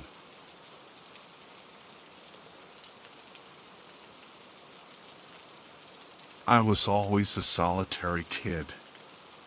Grew up on a ranch outside a small town in Montana, never really had friends. I hang out with someone occasionally, but mostly I kept to myself, even in high school. All that alone time meant I had plenty of time for hobbies, fishing, hunting, and the occasional game of poker with the ranch hands. But hunting, that was my thing. Didn't matter what was in season, I'd spend hours just to bag something. It wasn't about killing, it was about outsmarting the animal. The trophy was just proof of my victory.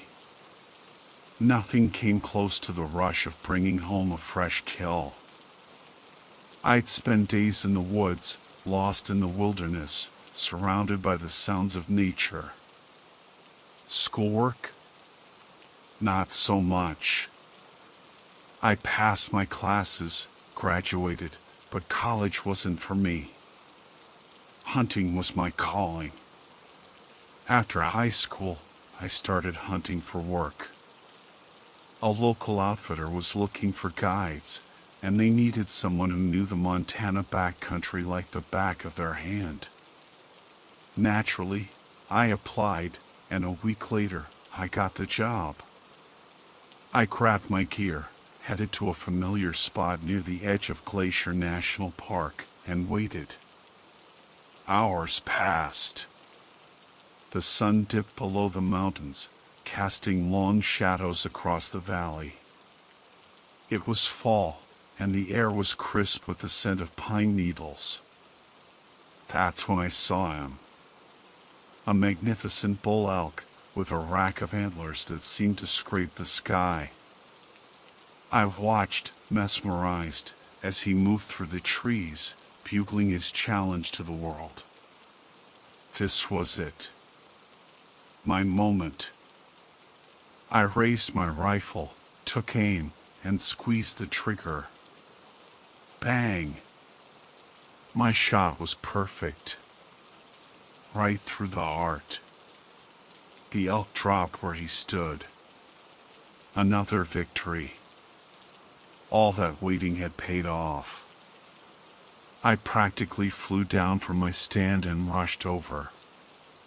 His eyes were still open, but I was glad it was quick, no suffering. I halted back to the ranch, feeling that familiar surge of pride. This was my life. A few years passed, and I kept doing what I loved. Eventually, I saved enough money to move to West Virginia. Heard the hunting was great there. I wanted to live in the backcountry, hunt all the time. Found the perfect spot, an old cabin, not too pricey, nestled right in the woods.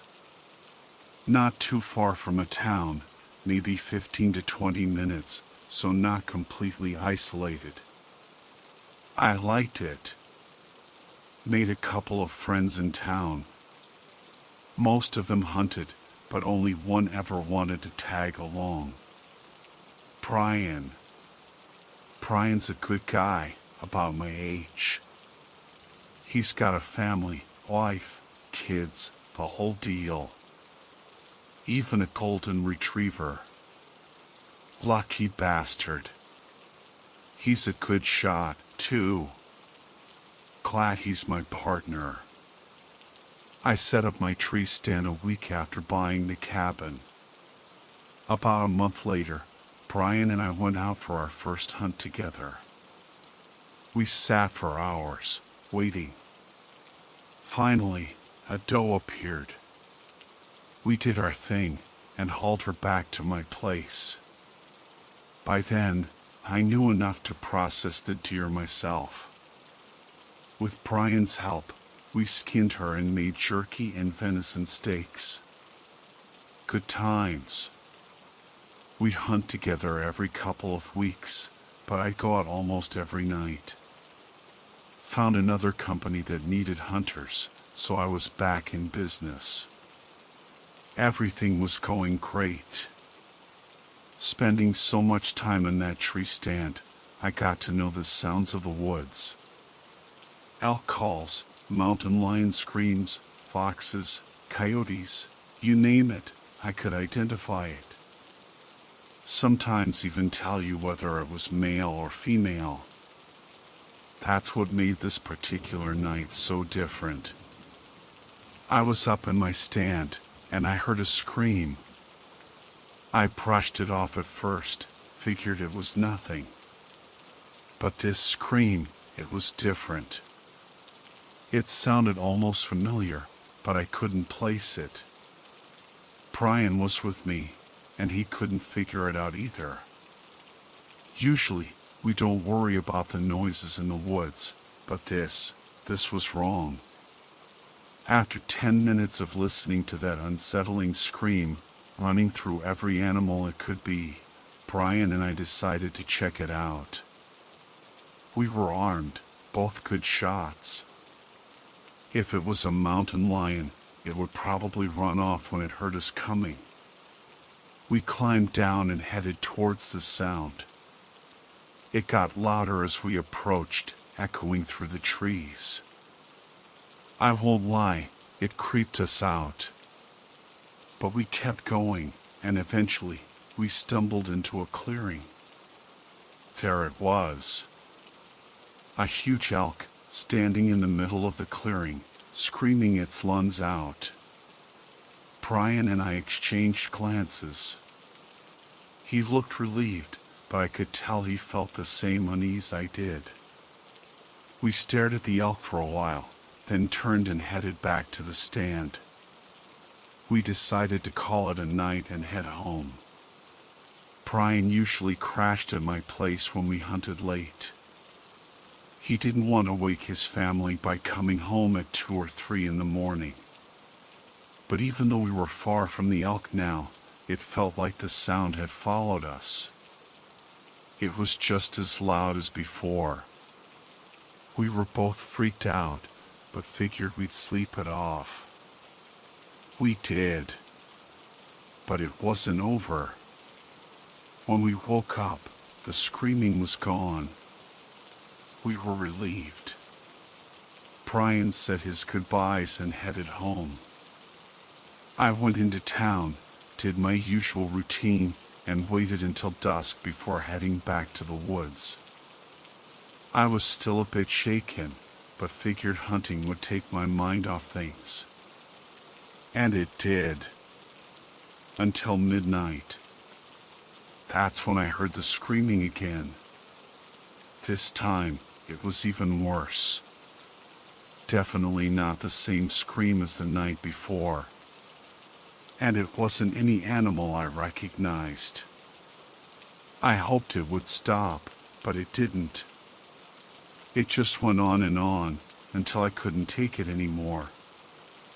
I had to know what the hell was making that noise. I set out in the same direction as before, bracing myself for the worst. I pushed through the undergrowth until I reached the clearing. And what I saw, it shook me to my core. No elk this time. Instead, there was a figure standing in the middle of the clearing, facing away from me. I froze. It was massive, at least 8 feet tall. And I couldn't tell if it was human or something else. I'll admit it, I was terrified. I'd never seen anything like it before. I wanted to run, but I didn't want to be spotted. So I backpedaled slowly, keeping my eyes on the creature for as long as I could. As soon as it was out of sight, the screaming stopped. I froze. Why'd it stop? I wondered. I stood there like an idiot, staring at the spot where that 8-foot-tall thing had been wailing.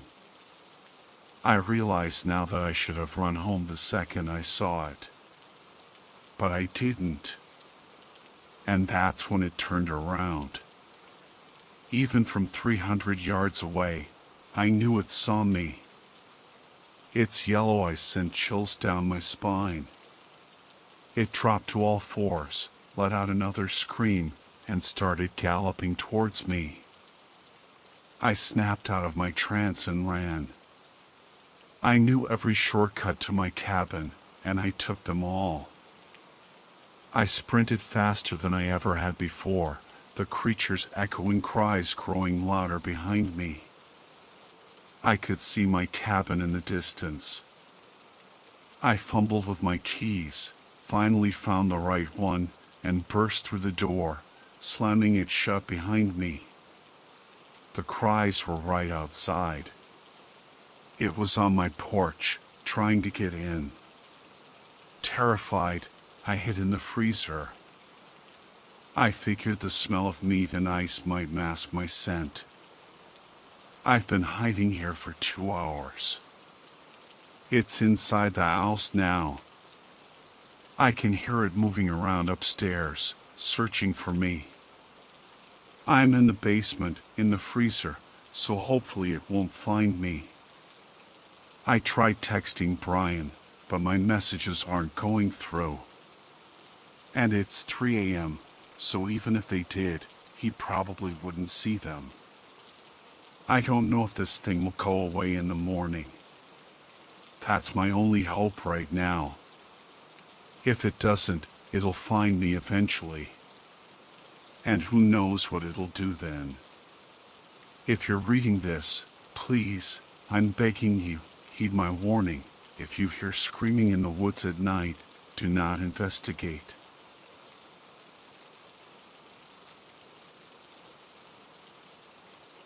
I'm here about the bear, I told the woman behind the cluttered desk in the ranger station. She didn't react, her eyes glued to the computer monitor, so I was about to ask again, a bit louder, when she finally swiveled her chair to face me. "You're here about the bear?" she asked, unconvinced. "Yeah," I said, flashing my press pass. Her eyes widened, and she straightened in her chair, suddenly all business. "You're late," she said, her voice brisk. "Wait here, and someone will be with you shortly." Truth be told, I work for a bottom-of-the-barrel tabloid, something called the Dark Herald. My usual beat involves long drives in a beat-up car to interview people who claim they've been abducted by aliens or wrestled Bigfoot. As long as they live within spitting distance of New York City, that is. I was pretty sure nobody from my rag had bothered to call ahead, but hey, I wasn't going to look a gift horse in the mouth. I sank into one of the cracked plastic chairs and surveyed the waiting room. Posters plastered the walls, a cheerful infographic about bear safety, a faded historical marker about FDR contracting polio at Hessian Lake, and a missing person flyer featuring a man with a haunted look in his eyes. There she was, smiling from a freshly printed flyer, Mary Santorelli, vanished without a trace. A tagged bear had been spotted in the area where she was last seen. Hence, my mission, drive out to the park, shoot some footage, and milk the killer bear angle for all it was worth. Not exactly supernatural, but hey, a killer bear was close enough for the Herald. The door creaked open, and two park rangers emerged, a man and a woman in full uniform, complete with wide-brimmed hats and those official-looking backpacks. They both beamed at me, and I felt a pang of guilt. They were expecting someone important, someone from a real newspaper. This was going to be awkward. "Welcome to Bear Mountain," the man said, extending a hand. "I'm Luke." "And I'm Amy," the woman finished, her grin mirroring his. They both had that overly enthusiastic park ranger vibe. I shook their hands, trying to match their energy. "Tom Mills," I said, keeping it brief. Amy's eyes narrowed. "Oh, honey," she drawled, "that's not nearly enough for when it gets dark out there." I glanced down at my jeans and light jacket. She had a point. In my defense, I hadn't planned on venturing out there at all. I'd just come for a quick interview, in and out. Yeah," I mumbled, scrambling for an excuse that wouldn't reveal my true purpose. "No worries," Luke said with a disarming smile. "We've got plenty of extra gear you can borrow. Hang tight." He disappeared into the back, and Amy began shuffling papers on the desk. I took the opportunity to grab some footage of the walls. The missing person flyers would make for some unsettling B-roll. My gaze lingered on Mary Santorelli's photo, her smile a stark contrast to the grim reality of her disappearance. Sad, isn't it? Amy said, her voice low. I don't know about this bear attack business. She said it with a dismissive sniff, as if the idea of a bear attack on Bear Mountain was absurd.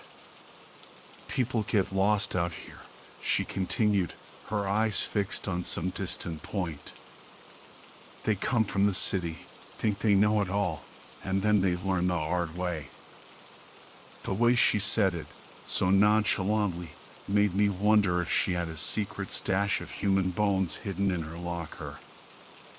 Mind repeating that on camera? I asked, already picturing the headline, Park Ranger implicates self in tourist attacks? My editor would have a field day. Luke reappeared with a faded blue coat that looked like it had been through a war. This should do the trick, he said. Thanks, I said, trying not to wrinkle my nose. I hope it's not too much trouble. No problem at all, he said with a wink. Just make sure you get my good side. Their relentless cheerfulness was starting to get to me. I had to come clean. You guys know I'm from the Dark Herald, right? I blurted out. Blank stares. The what? Amy asked. I thought you were from the Post, Luke said, his smile faltering. I cringed. No, sorry, I stammered, trying to look apologetic. Luke's face fell. Oh, he said, glancing at the clock. The reporter from the Post was supposed to be here hours ago. He looked like a kid who'd just had his birthday party canceled. Amy patted his shoulder sympathetically. It's fine, Luke. You've survived this long without your 15 minutes of fame. You can wait a little longer, Amy said with a chuckle. Ah, man, I wanted to frame the story and give it to my grandma, Luke said, his face falling. But I bet they don't even do a print edition. We can definitely do a print version, I said, trying to soothe his ego. Not that anyone actually reads it, but hey, we could put you on the front page. The Herald's print edition was basically a relic from the Stone Age, run by a guy named Gary who still set type by hand, but I was sure he'd be happy to oblige. Really? Luke perked up. Absolutely, I assured him. I scribbled a quick agreement on a scrap of paper, ensuring Luke and only Luke, much to Amy's dismay, would grace the front page of the Herald's print edition in exchange for full cooperation. He signed with a flourish. We were halfway to wherever we were going before I realized I had no idea where we were headed. Ah, so where exactly are we going? I asked. To catch a bear, Amy chirped.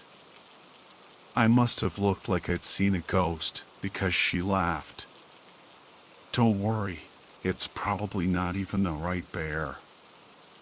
One of the traps was triggered, but Teddy's GPS is on the fritz. Teddy? I raised an eyebrow. That's what she named the killer bear, Luke explained, rolling his eyes. Fatal black bear attacks are rare, Luke, Amy said, her voice taking on a serious tone.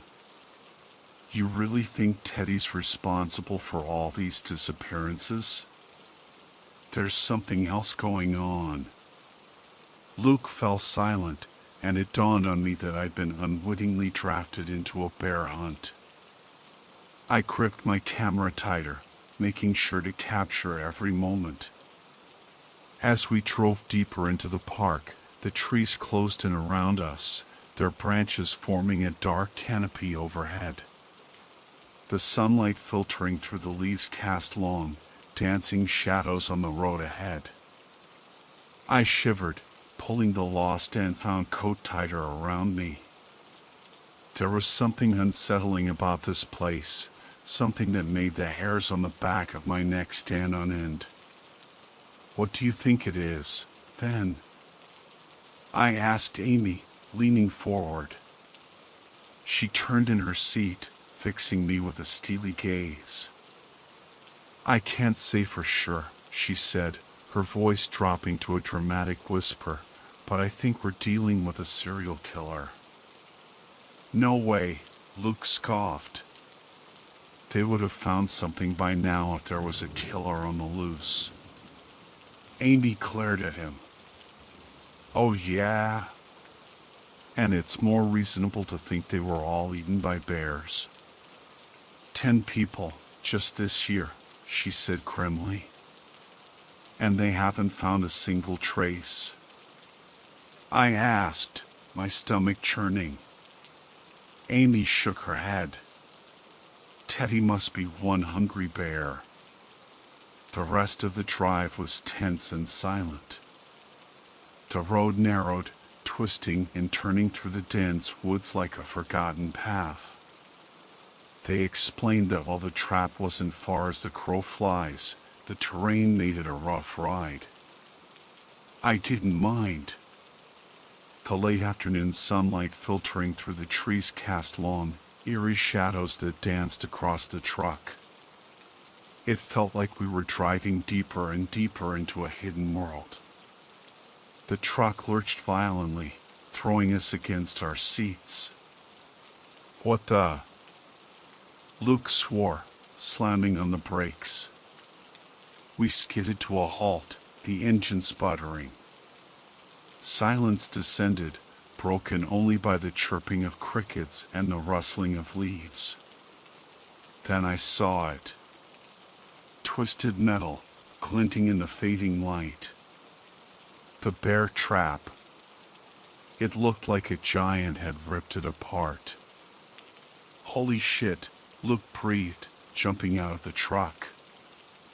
I scrambled after him, camera raised. "What the hell is that?" I asked, my voice shaking.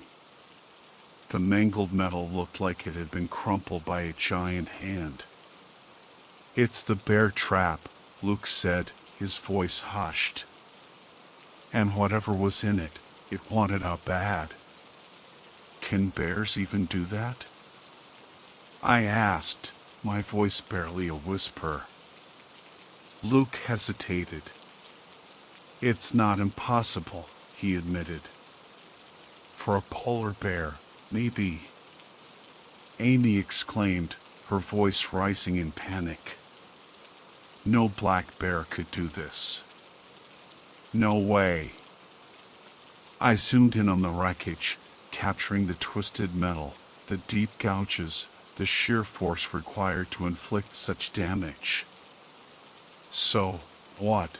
We caught the Hulk," Amy said, her voice trembling. But as I focused on the curvature of the metal, a horrifying realization dawned on me. "Guys," I said slowly, "I don't think anything broke out of this cage." The ground around the trap was stained black. "I think something got Teddy." They stared at me like I was crazy. And then the ground trembled. It wasn't a sound, not exactly, more like a vibration that seemed to pass right through us. A primal fear gripped me, the instinctive knowledge that something massive and predatory was close. We froze, every muscle tensed, every sense on high alert.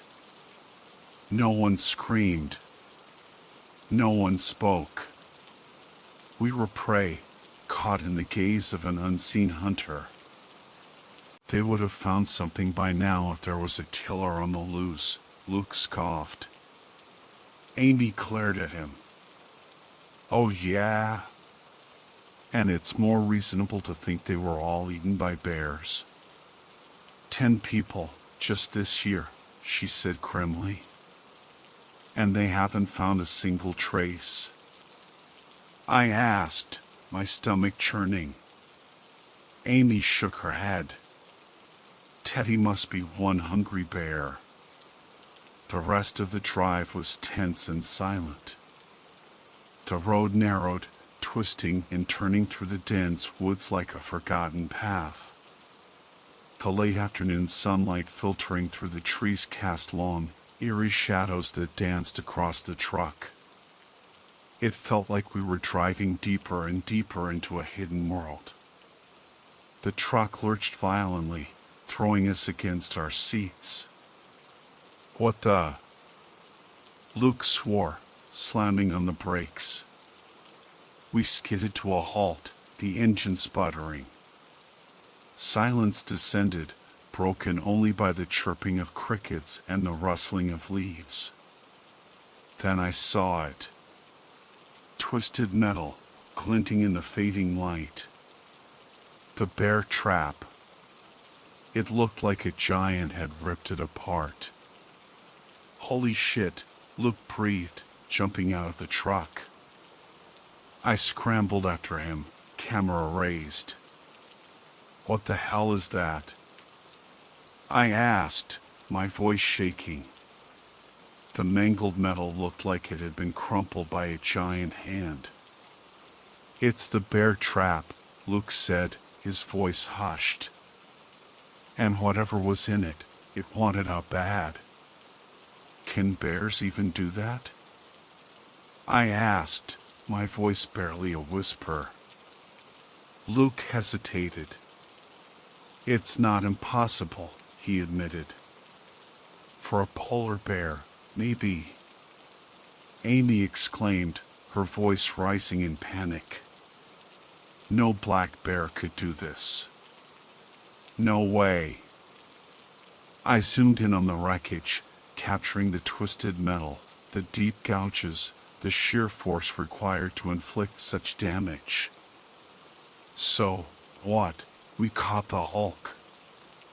Amy said, her voice trembling. But as I focused on the curvature of the metal, a horrifying realization dawned on me. Guys, I said slowly, I don't think anything broke out of this cage. The ground around the trap was stained black. I think something got Teddy. They stared at me like I was crazy. And then the ground trembled. It wasn't a sound, not exactly, more like a vibration that seemed to pass right through us. A primal fear gripped me, the instinctive knowledge that something massive and predatory was close. We froze, every muscle tensed, every sense on high alert. No one screamed. No one spoke. We were prey, caught in the gaze of an unseen hunter. We were ballet dancers, silently prancing backward on the balls of our feet, gracefully moving as if our fear made the air syrupy thick. We made it to the truck. I reached for the handle, but Luke was already yanking his door open. The creature in the woods reacted instantly. I couldn't see it clearly, but its movements were unmistakable. It flowed through the trees, a sinuous shadow, larger than any bear, faster than anything I'd ever seen. The dance ended. The creature lunged from the trees just as Luke fired up the engine. Screams erupted. Metal shrieked and tore. The tailgate vanished in a shower of sparks. Go! Amy screamed. The tires flat. Luke yelled back, his voice strained. I push it any harder, we're done for. We're done for anyway if you don't floor it. Amy was frantically swiping at her phone, searching for a signal. That thing's going to rip through the cab, I said, my voice tight with fear. How far can we get? It was still out there. I could feel it. Not far enough, Amy gasped, her breath coming in ragged sobs. There's a turn here. Doodle Town. Doodle Town? I echoed, my voice incredulous. It's just some old ruins, but... She trailed off, her voice choked with fear. But there's cell service there. We can call for help. Luke's knuckles were white on the steering wheel. We can make it, he muttered through gritted teeth, as if sheer determination could keep the truck moving. He wrenched the wheel hard to the left. And then the world exploded. The creature launched itself from the trees, a black blur against the twilight sky. It landed with a bone-jarring thud that shook the truck to its core. We would have been crushed if we hadn't turned. I caught a fleeting glimpse of it, slick black fur, powerful limbs, eyes that burned like embers before it vanished back into the woods. We screamed, the truck careening down the narrow dirt road. Trees blurred past, branches scraping against the metal. The smell of burning rubber filled the air. And then I saw it. The creature. It was gaining on us. Stop. I screamed, grabbing the wheel. Luke slammed on the brakes, and the truck fishtailed wildly. The creature pounced, its claws ripping through metal and glass.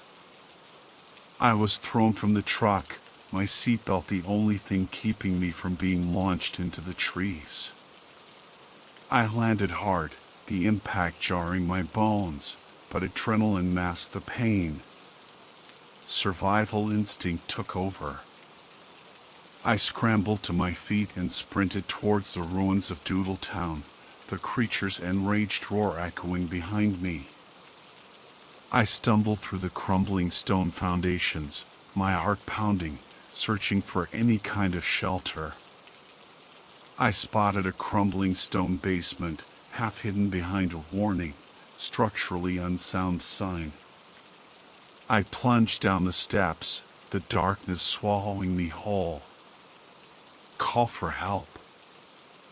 I fumbled for my phone, but the signal was dead. Of course. I was underground. Guilt stabbed at me. Amy. Luke. Were they alive? I had to know.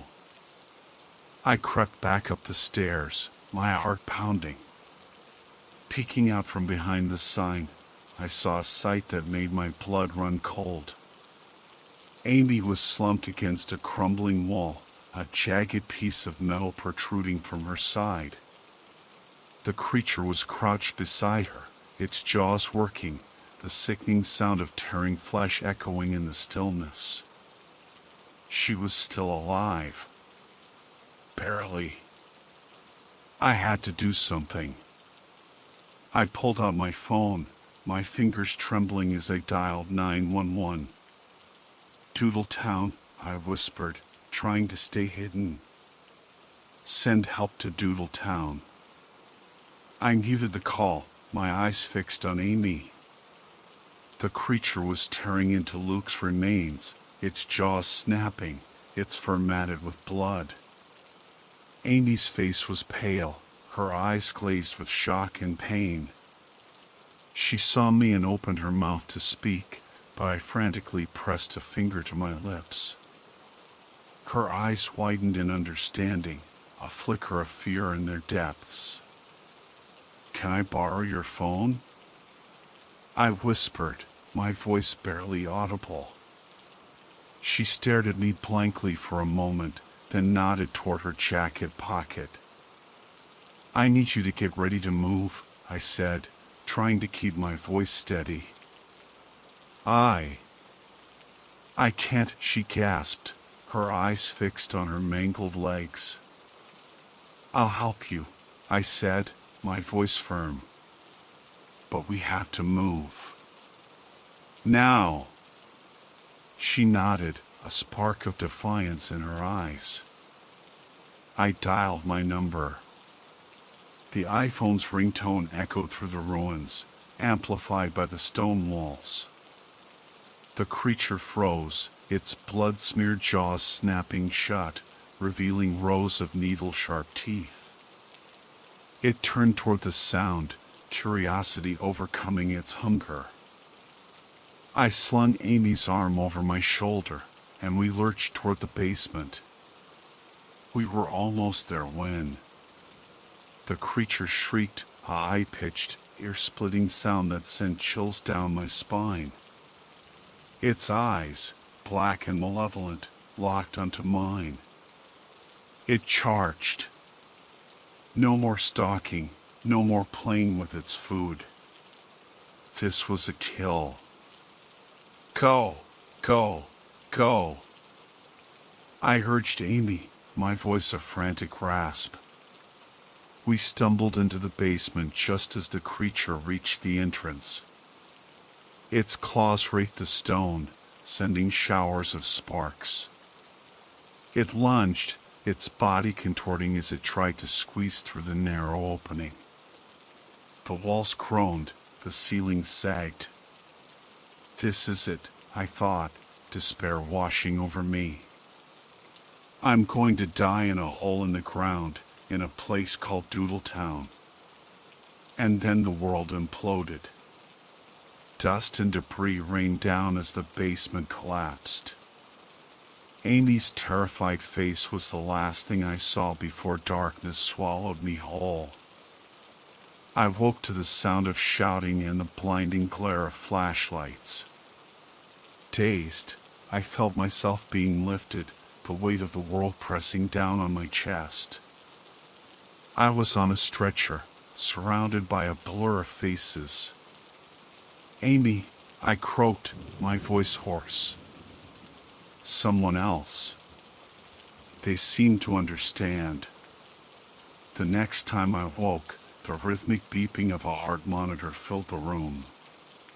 Panic surged through me, and I tried to sit up, triggering a cacophony of alarms. A nurse rushed in, her voice soothing, and gradually, the fear subsided. "What happened?" I rasped, my throat raw. It took a while for the memories to resurface, the terror, the chaos, the collapsing basement. "You were in an accident," the nurse explained, her voice calm and reassuring. Apparently, I'd been in a truck that crashed, then sought shelter in a basement, only to be trapped when a minor localized earthquake caused it to collapse. I'd sustained a head injury, which explained the fuzzy memories and the throbbing pain in my skull. "What?" I mumbled, trying to piece it all together. The nurse just shrugged, adjusted my Ford drip, and laughed. When I woke again, Amy was there, looking pale and drawn in a wheelchair. She wheeled herself closer, her eyes wide with desperation. "You have to tell them," she hissed, her voice urgent. "They think I'm crazy. Tell them about the monster." I stared at her, my mind still foggy from the medication. Her outburst drew the attention of a nurse, who quickly ushered her out of the room. I didn't see Amy again after that. The hospital room was sterile, white walls closing in on me. The steady beep of the heart monitor was a constant reminder of my own mortality. But the real horror wasn't in the hospital room. It was out there, in the woods, lurking in the shadows. Waiting. When I finally called my editor, he was more concerned about the lost camera than my near-death experience. "Just get back here as soon as you can," he barked. Some guy in gray kills claims he saw a kraken. The memories eventually returned, sharp and terrifying. Whatever lurks in those woods, it's not natural. And with the surge of cryptid sightings flooding our newsroom, I'd say it's a bad time to be venturing into the wilderness.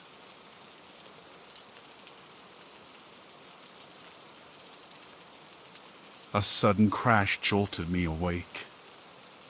I sat bolt upright in the uncomfortable bed, my heart pounding. What was that?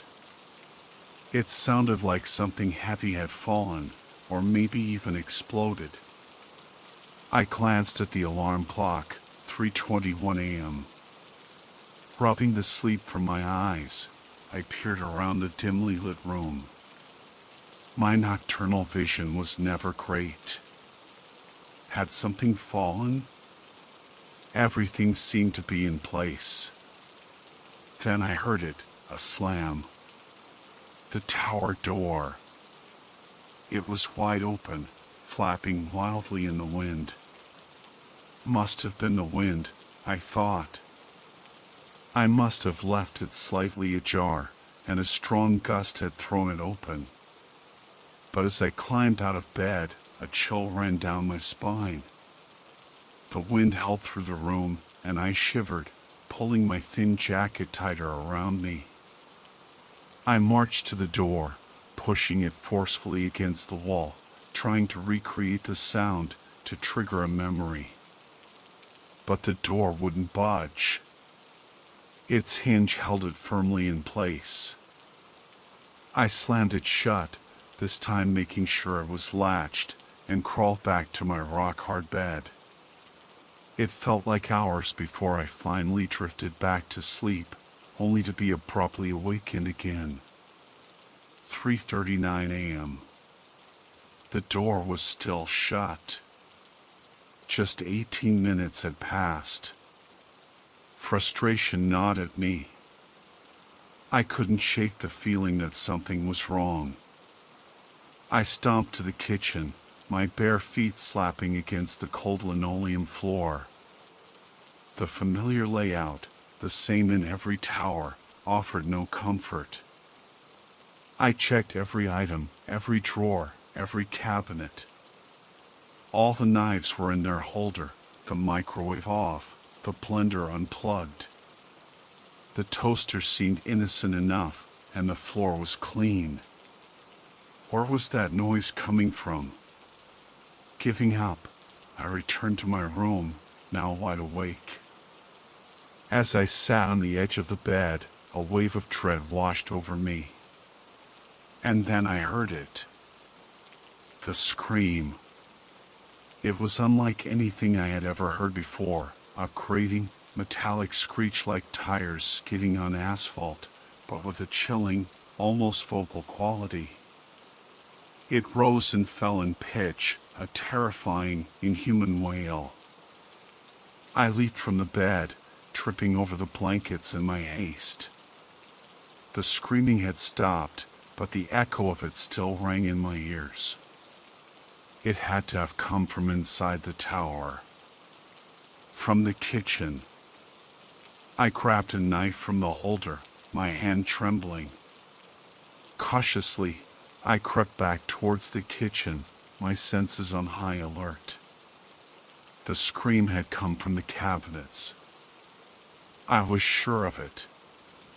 With the knife raised, I flung open the cabinet door, ready to confront whatever lurked within. But there was nothing there. Just a broom and some cleaning supplies.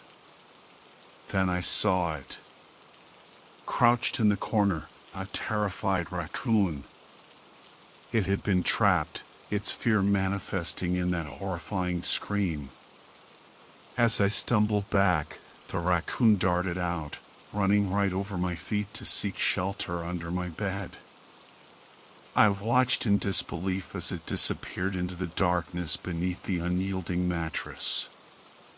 Shaking my head, I used a broom to shoo the creature back out the door. So, I had heard a door shut after all. The wind must have blown it inside. Finally, silence returned to the tower. I crawled back into bed, relieved that the ordeal was over. Little did I know, the night's terrors were far from over. Something far more sinister lurked just above me, hidden in the shadows of the ceiling. My normal shifts were during the day, 9 to 5 like most people.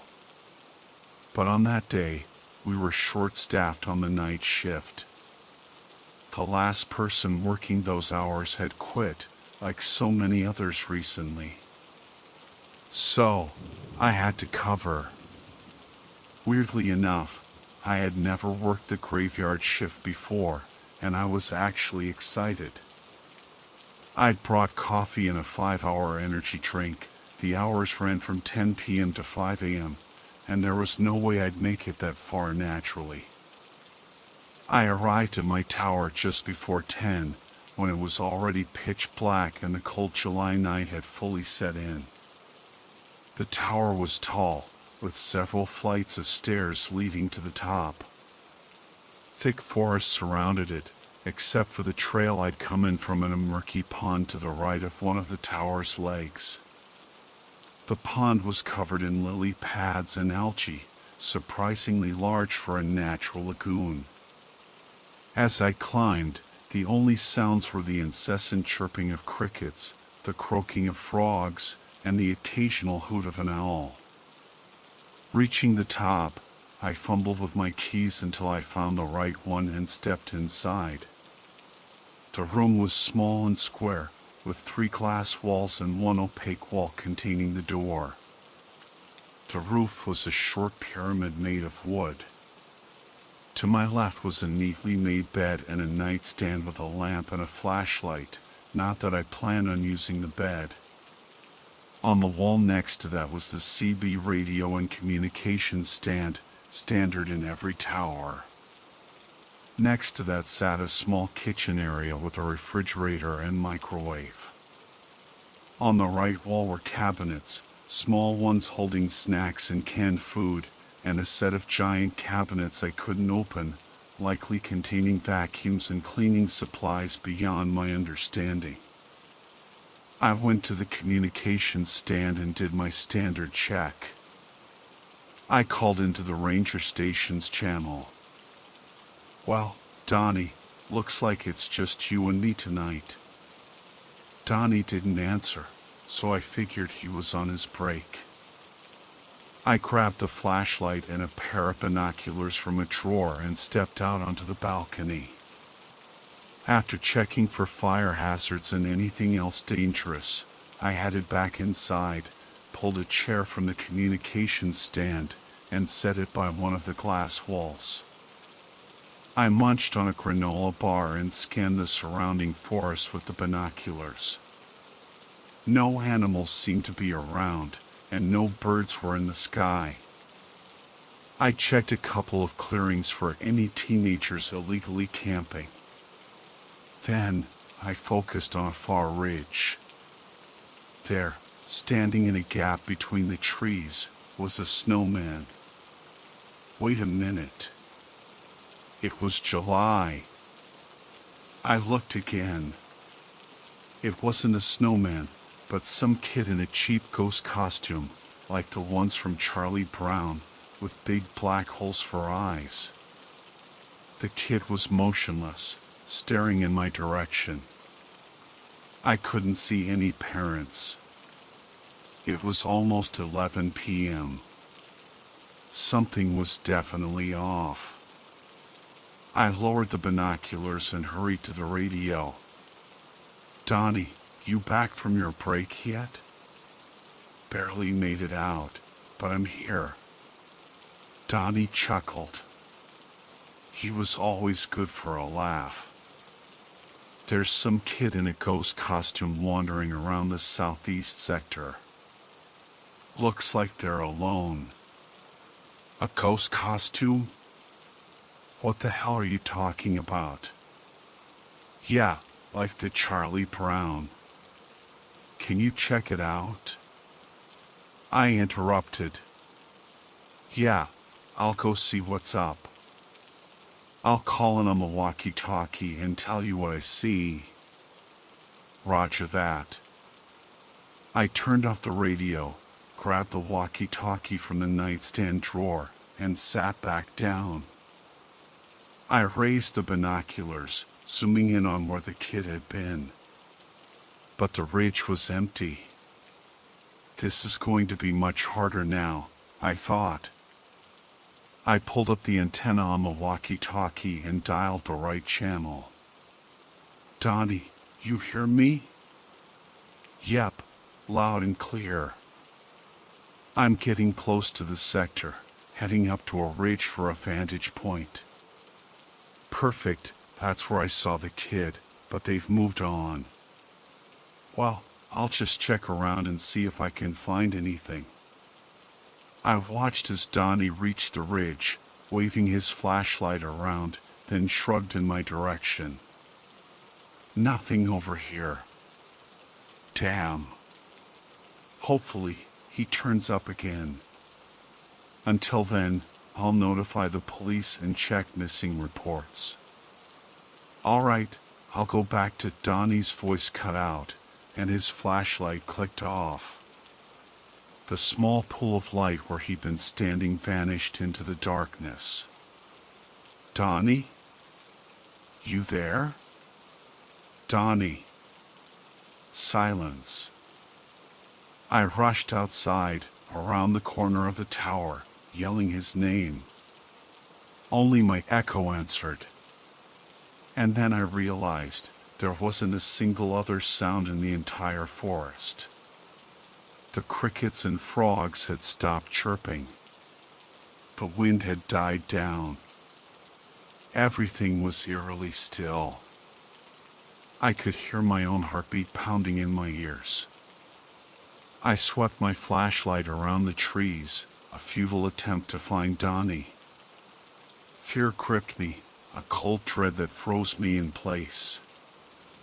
I had to do something. I turned, and my blood ran cold. At the bottom of the stairs stood a tall, skeletal woman, dripping with water. Her skin was a dark, murky blue, stretched taut over bent and broken bones. Her gray dress was in shreds, and her black shoes were caked with mud. But it was her face that truly terrified me. Her eyes were milky white, and her mouth hung open like a snake's, her jaw grotesquely dislocated. She let out a blood-curdling scream, a wail of pure agony, and began to shuffle up the stairs with impossible speed. I snapped out of my trance and sprinted back inside, slamming and locking the door. There's no way she could move that fast, I thought, my mind reeling.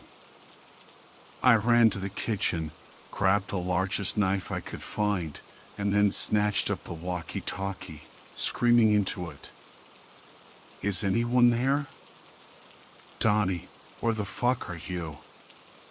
Someone answer me, God damn it. A creak echoed from behind me. I slowly turned, my heart in my throat. The once locked cabinet stood open. A kid in a Charlie Brown ghost costume stood just in front of it. I stared, speechless, until the little shit giggled. I recognized that giggle. Marvin? Dad? Joey? I got him. He cackled. Ha, pissed his pants just like I said he would, right? Donnie's voice crackled from the walkie-talkie, followed by the laughter of his other son. Relief washed over me, quickly followed by anger. Pissed me off is what you did, you asshole. I yelled back. I hope you're happy. Hearing you scream like a little girl sure did make me happy. Yeah, screw you too. That wasn't even me screaming. It was your stupid zombie chick. Who is that? Your wife? My what? Does the ghost look like a zombie from that far away? You said yourself it looked like. Not the ghost, dumbass, the woman on the stairs. She screamed and ran up the stairs to scare me into the tower. She was impossibly fast. Did you hire Usain Bolt or something? Dean, Donnie's voice was serious now. I didn't put any woman on the stairs. When he learned he would have the night shift for the next couple of weeks until they found a replacement, my friend quit on the spot, vowing never to return to that cursed park. To this day, he swears that either Donnie never told him about that part of the prank, or that he saw something entirely unrelated. I've begun to question my own participation in the night shifts and consider myself lucky that the few times I have worked them, I was stationed at the north and eastern sectors.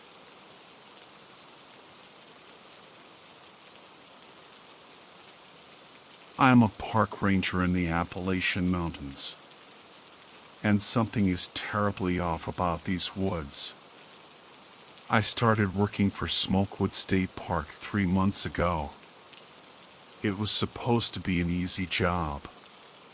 This wasn't the kind of perilous mountain terrain filled with cougars and wolves you hear about, just a relatively flat expanse of old-growth forest. That's why I was surprised when, only a few days in, I got pulled out on a search and rescue mission. This wasn't treacherous terrain known for swallowing hikers whole. I often saw young families with toddlers walking the mile trail to the waterfall. People went for light jogs, had picnics and barbecues, brought their little ones to play in the stream. The biggest threat was black bears, dangerous, sure, but nothing like cougars, cliffs, or serial killers. The missing person was a young woman, about 20 years old, named Heather Ricks. She'd taken the red trail with her dog, a 3-mile loop into the forest. Like all the trails in the park, it was an easy hike. It shouldn't have caused any problems for her. But she didn't come home. Her boyfriend had reported her missing, frantic with worry. She vanished without a trace. 2 other park rangers, Derry and Eliza, joined me on the search. Derry was a young guy working towards his degree, while Eliza was a veteran ranger. We set off on the red trail, scanning the woods for any sign of Heather. We found her dog first, a quarter of a mile off the trail, panting and exhausted. A knot of dread tightened in my stomach. Derry took the dog back to the ranger station, while Eliza and I searched the surrounding area, kicking up leaves and scanning the bare trees. Nothing. Heather was gone. Silence hung heavy in the air. Damn it, Eliza finally muttered. Not another one. Another one? Do people go missing here often? We've had some bear attacks. 3 in the last year. The mood darkened. We pressed deeper into the woods, and at the halfway point, Eliza and I split up, her heading south, me north. You got a compass, Jed? Eliza asked. No, just my phone. Reception's spotty in some areas, she warned, handing me a spare compass. I took it, though I doubted I'd need it. The park wasn't that big. We headed off in opposite directions. I soon came to a stream, its black water gurgling over rocks. I followed it north, the sound strangely calming, like a natural white noise machine lulling me into a trance. I pulled my phone out, just to check I was going in the right direction. And that's where things started getting weird. When I opened Google Maps, the map didn't show a stream next to me. Generally, the map schematic, whenever I'd used it, would show a little blue line where rivers and streams were, even if they were relatively small. I switched to satellite view. Same thing, no cut or break in the sea of trees to show a stream. Just pure, unbroken forest stretching in every direction.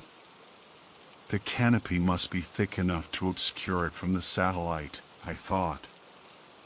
I walked to the stream.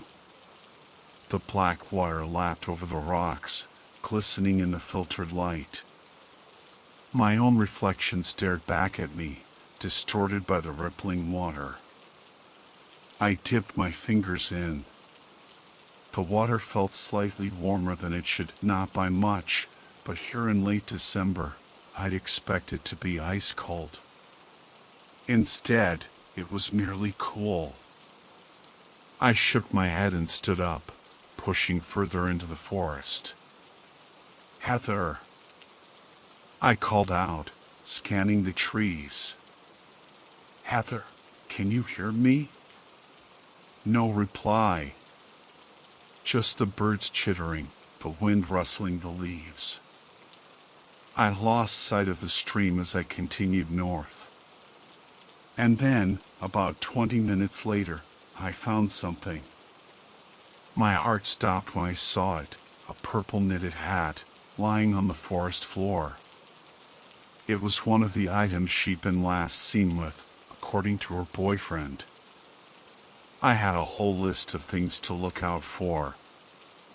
I took a photo and texted Eliza and Derry. When they didn't reply right away, I decided to head deeper into the woods. Maybe she's still alive. Maybe she needs my help. I continued forward, scanning the forest floor for her white puffer jacket, her pink sneakers, anything that stood out against the mass of brown before me. About 10 minutes later, I saw another flash of color. I ran towards it, heart pounding, and found her jacket on the ground. Except there was something wrong with it. Her jacket was laid out perfectly. It wasn't bunched up or twisted or tangled, like you'd expect if she'd been in a struggle. It lay neatly across the leaves, without a wrinkle. And it was zipped up. Someone had zipped up the jacket after it came off her. Unless she took it off herself, zipped it up, and left it there?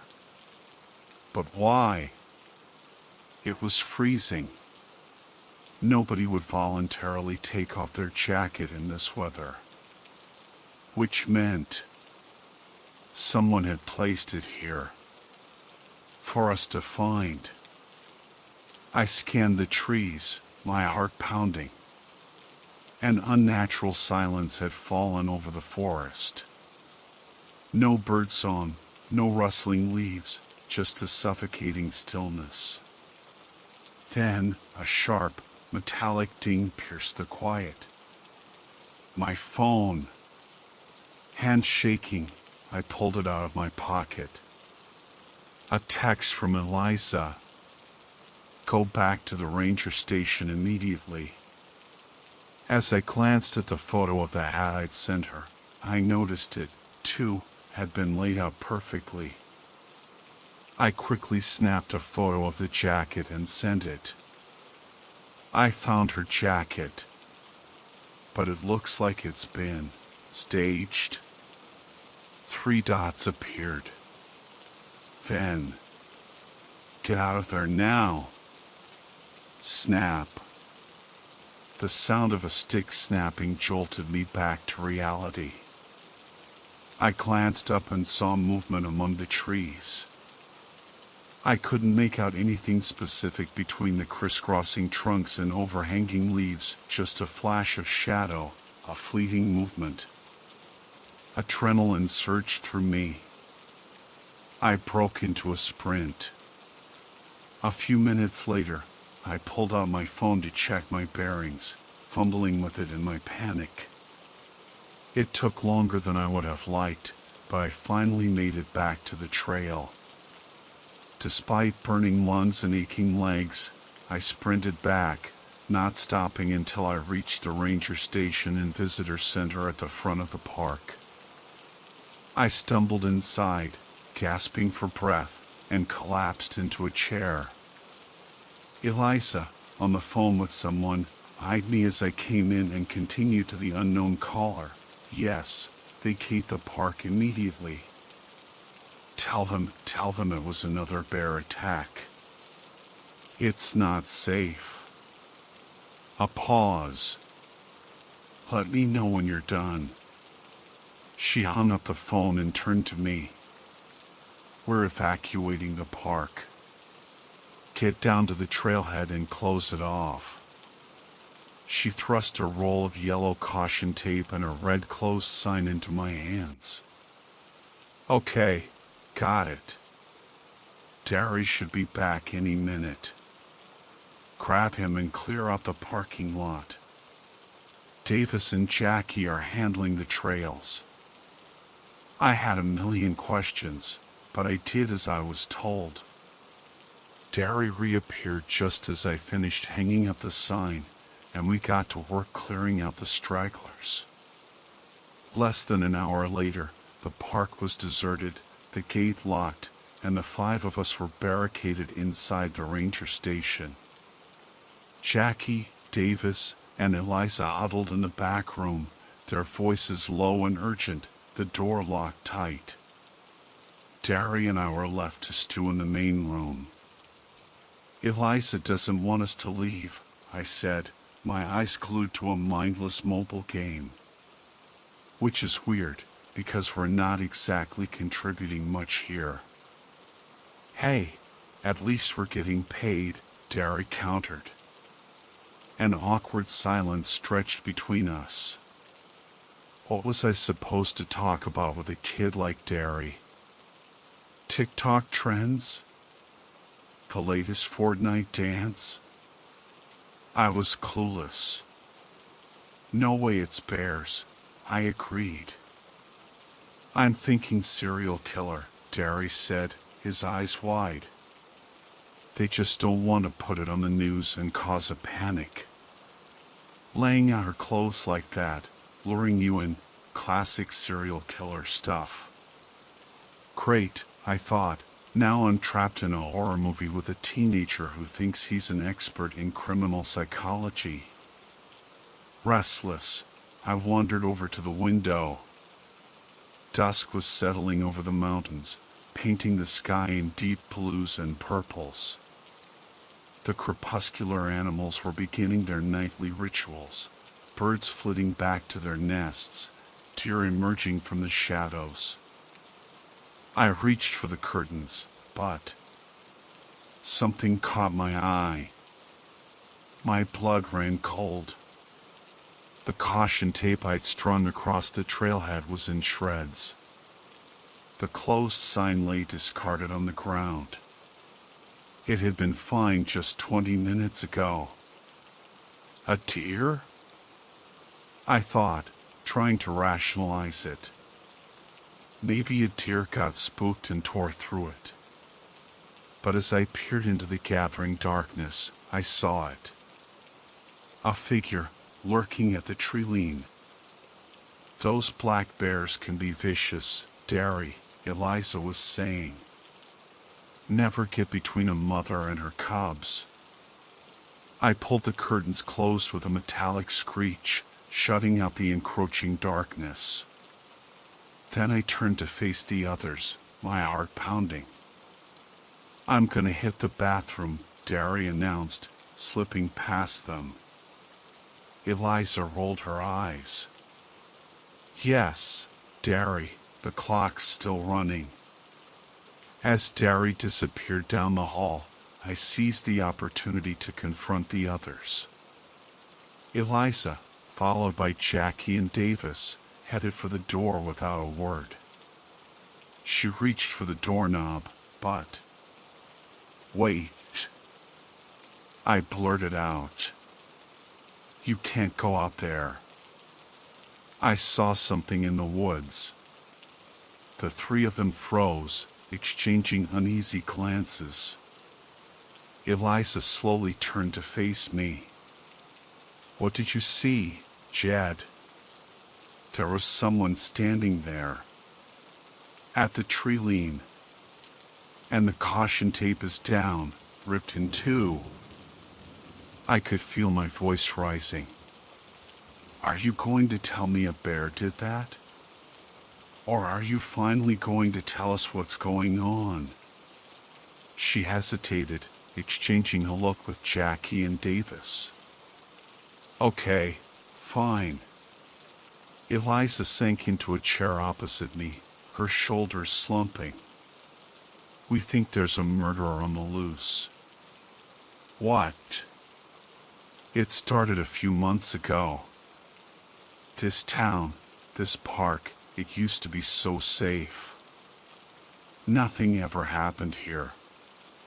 But then, 3 months ago, Emily Johnson disappeared. Vanished without a trace after a jog on the red trail. It was a media frenzy. Search parties, park rangers, everyone combing the woods. People even left flowers and teddy bears where she was last seen. That's when the next incident happened. Eliza hesitated, then said, one of the people holding a vigil for Emily disappeared. An older woman. Just gone. No trace. We searched everywhere, but found nothing. In the past 3 months, 5 women have vanished. All from the red trail. She paused, her gaze fixed on something in the distance. We found Emily's sneakers, placed neatly by the trail. Then her necklace. Inside the ranger station. A cold dread washed over me. The ranger station. We were trapped here. With something or someone lurking outside. It's a game to him, Jackie said, her voice low. He likes toying with us, watching us squirm. Like a cat with a mouse. The police are on it, right? I asked.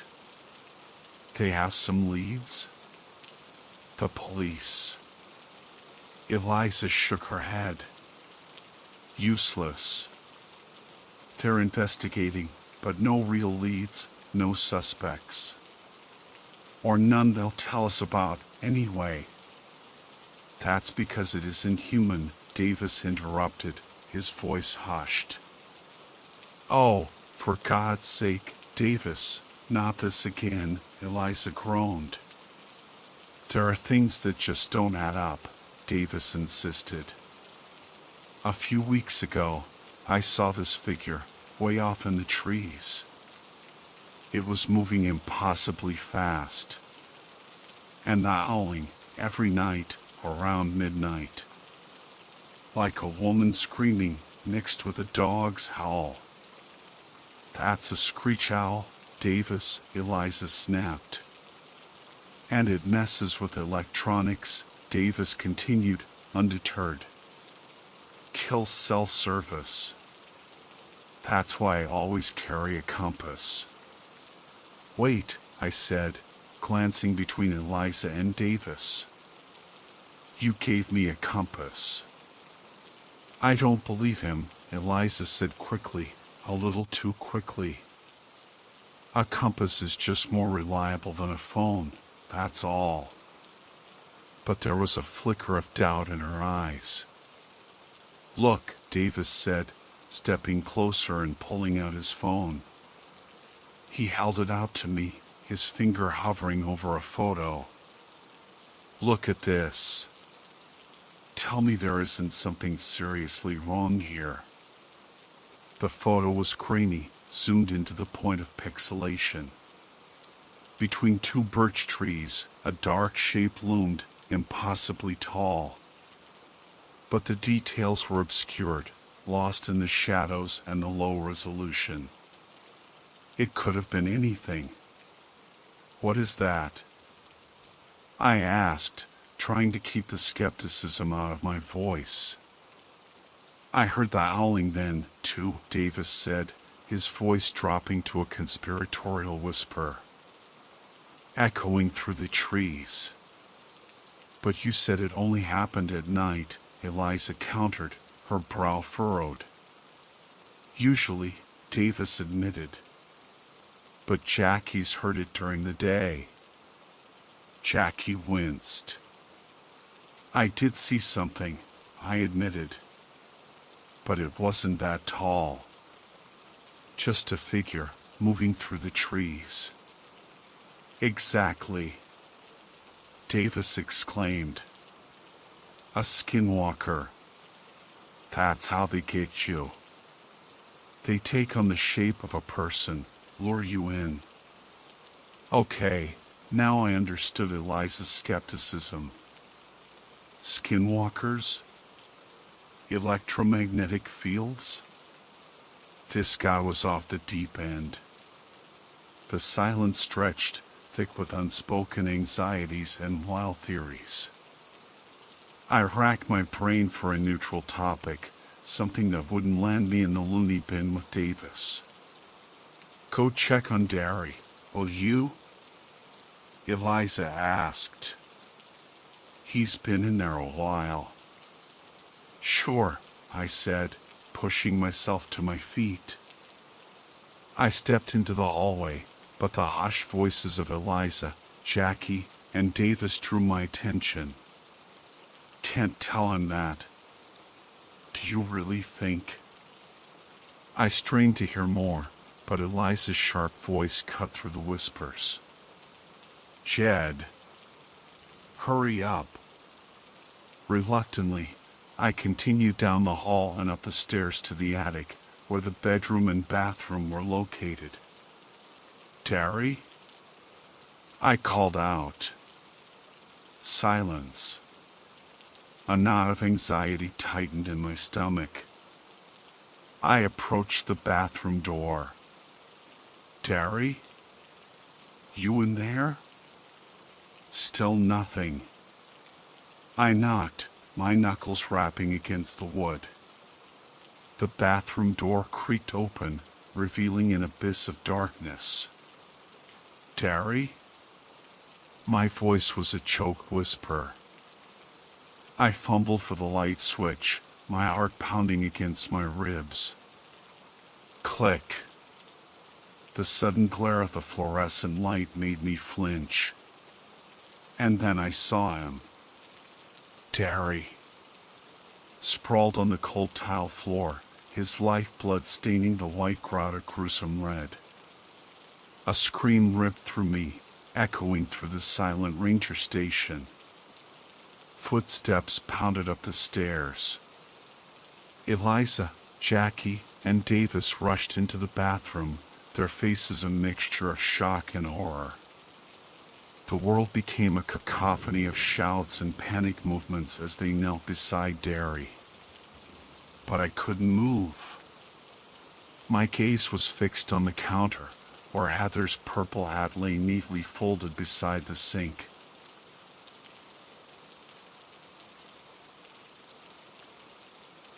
"25. That's the number of people who vanished from Yosemite this year. And no one's doing a damn thing about it. Hell, I'll probably lose my job for posting this, but I've got bigger things to worry about now, and this needs to get out. I'm a wilderness ranger at Yosemite National Park. My job is to patrol the trails, keep an eye out for trouble, and help lost or injured hikers. Used to be, if someone got lost, we'd all mobilize, launch a search, the whole 9 yards. But things changed in 2022. Now, when someone goes missing, We tell the family we're on it, that we'll do everything we can. But the second they're gone, our bosses tell us to back off, that some private search and rescue company is taking over. And if we know what's good for us, we'll keep our mouths shut and focus on trail maintenance. That's how it's been all year. At first, it was just a few people here and there. Didn't seem that strange, except for us rangers being sidelined. We figured it was some new policy, shrugged it off. But as more people started disappearing, we started wondering what the hell was going on, and why we were being told to keep quiet. I figured it was just a bad combo of things, maybe more tourists than usual, folks getting a little too close to the cliffs, underestimating the trails. Maybe the park was trying to avoid bad press. Then came last Thursday. It was a hot afternoon, and I was hiking along the upper Yosemite Fall Trail, sweating my ass off, wondering if I should have brought more water. That's when I saw it. Off the trail, maybe 50 feet into the trees, there was this weird light on the ground. At first, I thought it was just a reflection, maybe off some water or some piece of trash. But as I got closer, the light didn't change. It just stayed steady. Maybe a lost phone? I hiked this trail a million times and never noticed anything like it before. I knelt down, took off my pack, and saw the light seem to be coming from under the dirt. A shiver ran down my spine. I looked around, but no one else was on the trail. Shrugging off the uneasy feeling, I reached into the dirt to see what it was. Poking around, I found the corner of a trapdoor, slightly open. It was tiny, maybe a foot wide on each side, and camouflaged so well that if it hadn't been left ajar with that light spilling out, no one would have ever spotted it from the trail. I lifted the door, feeling a knot of anxiety in my gut.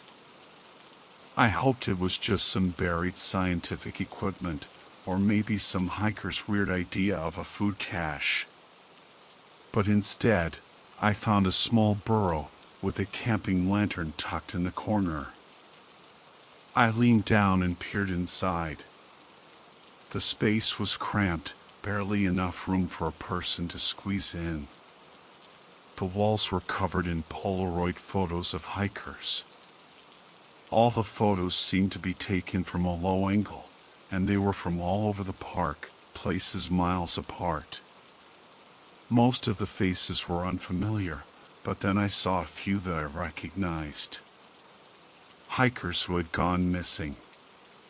My blood ran cold. I saw a photo of me hiking the upper Yosemite Fall Trail, probably taken a half hour ago. Crack. A twig snapped nearby. I jerked my head out of the burrow and sprinted back down the trail. I didn't stop running until I reached the ranger cabin near Camp 4.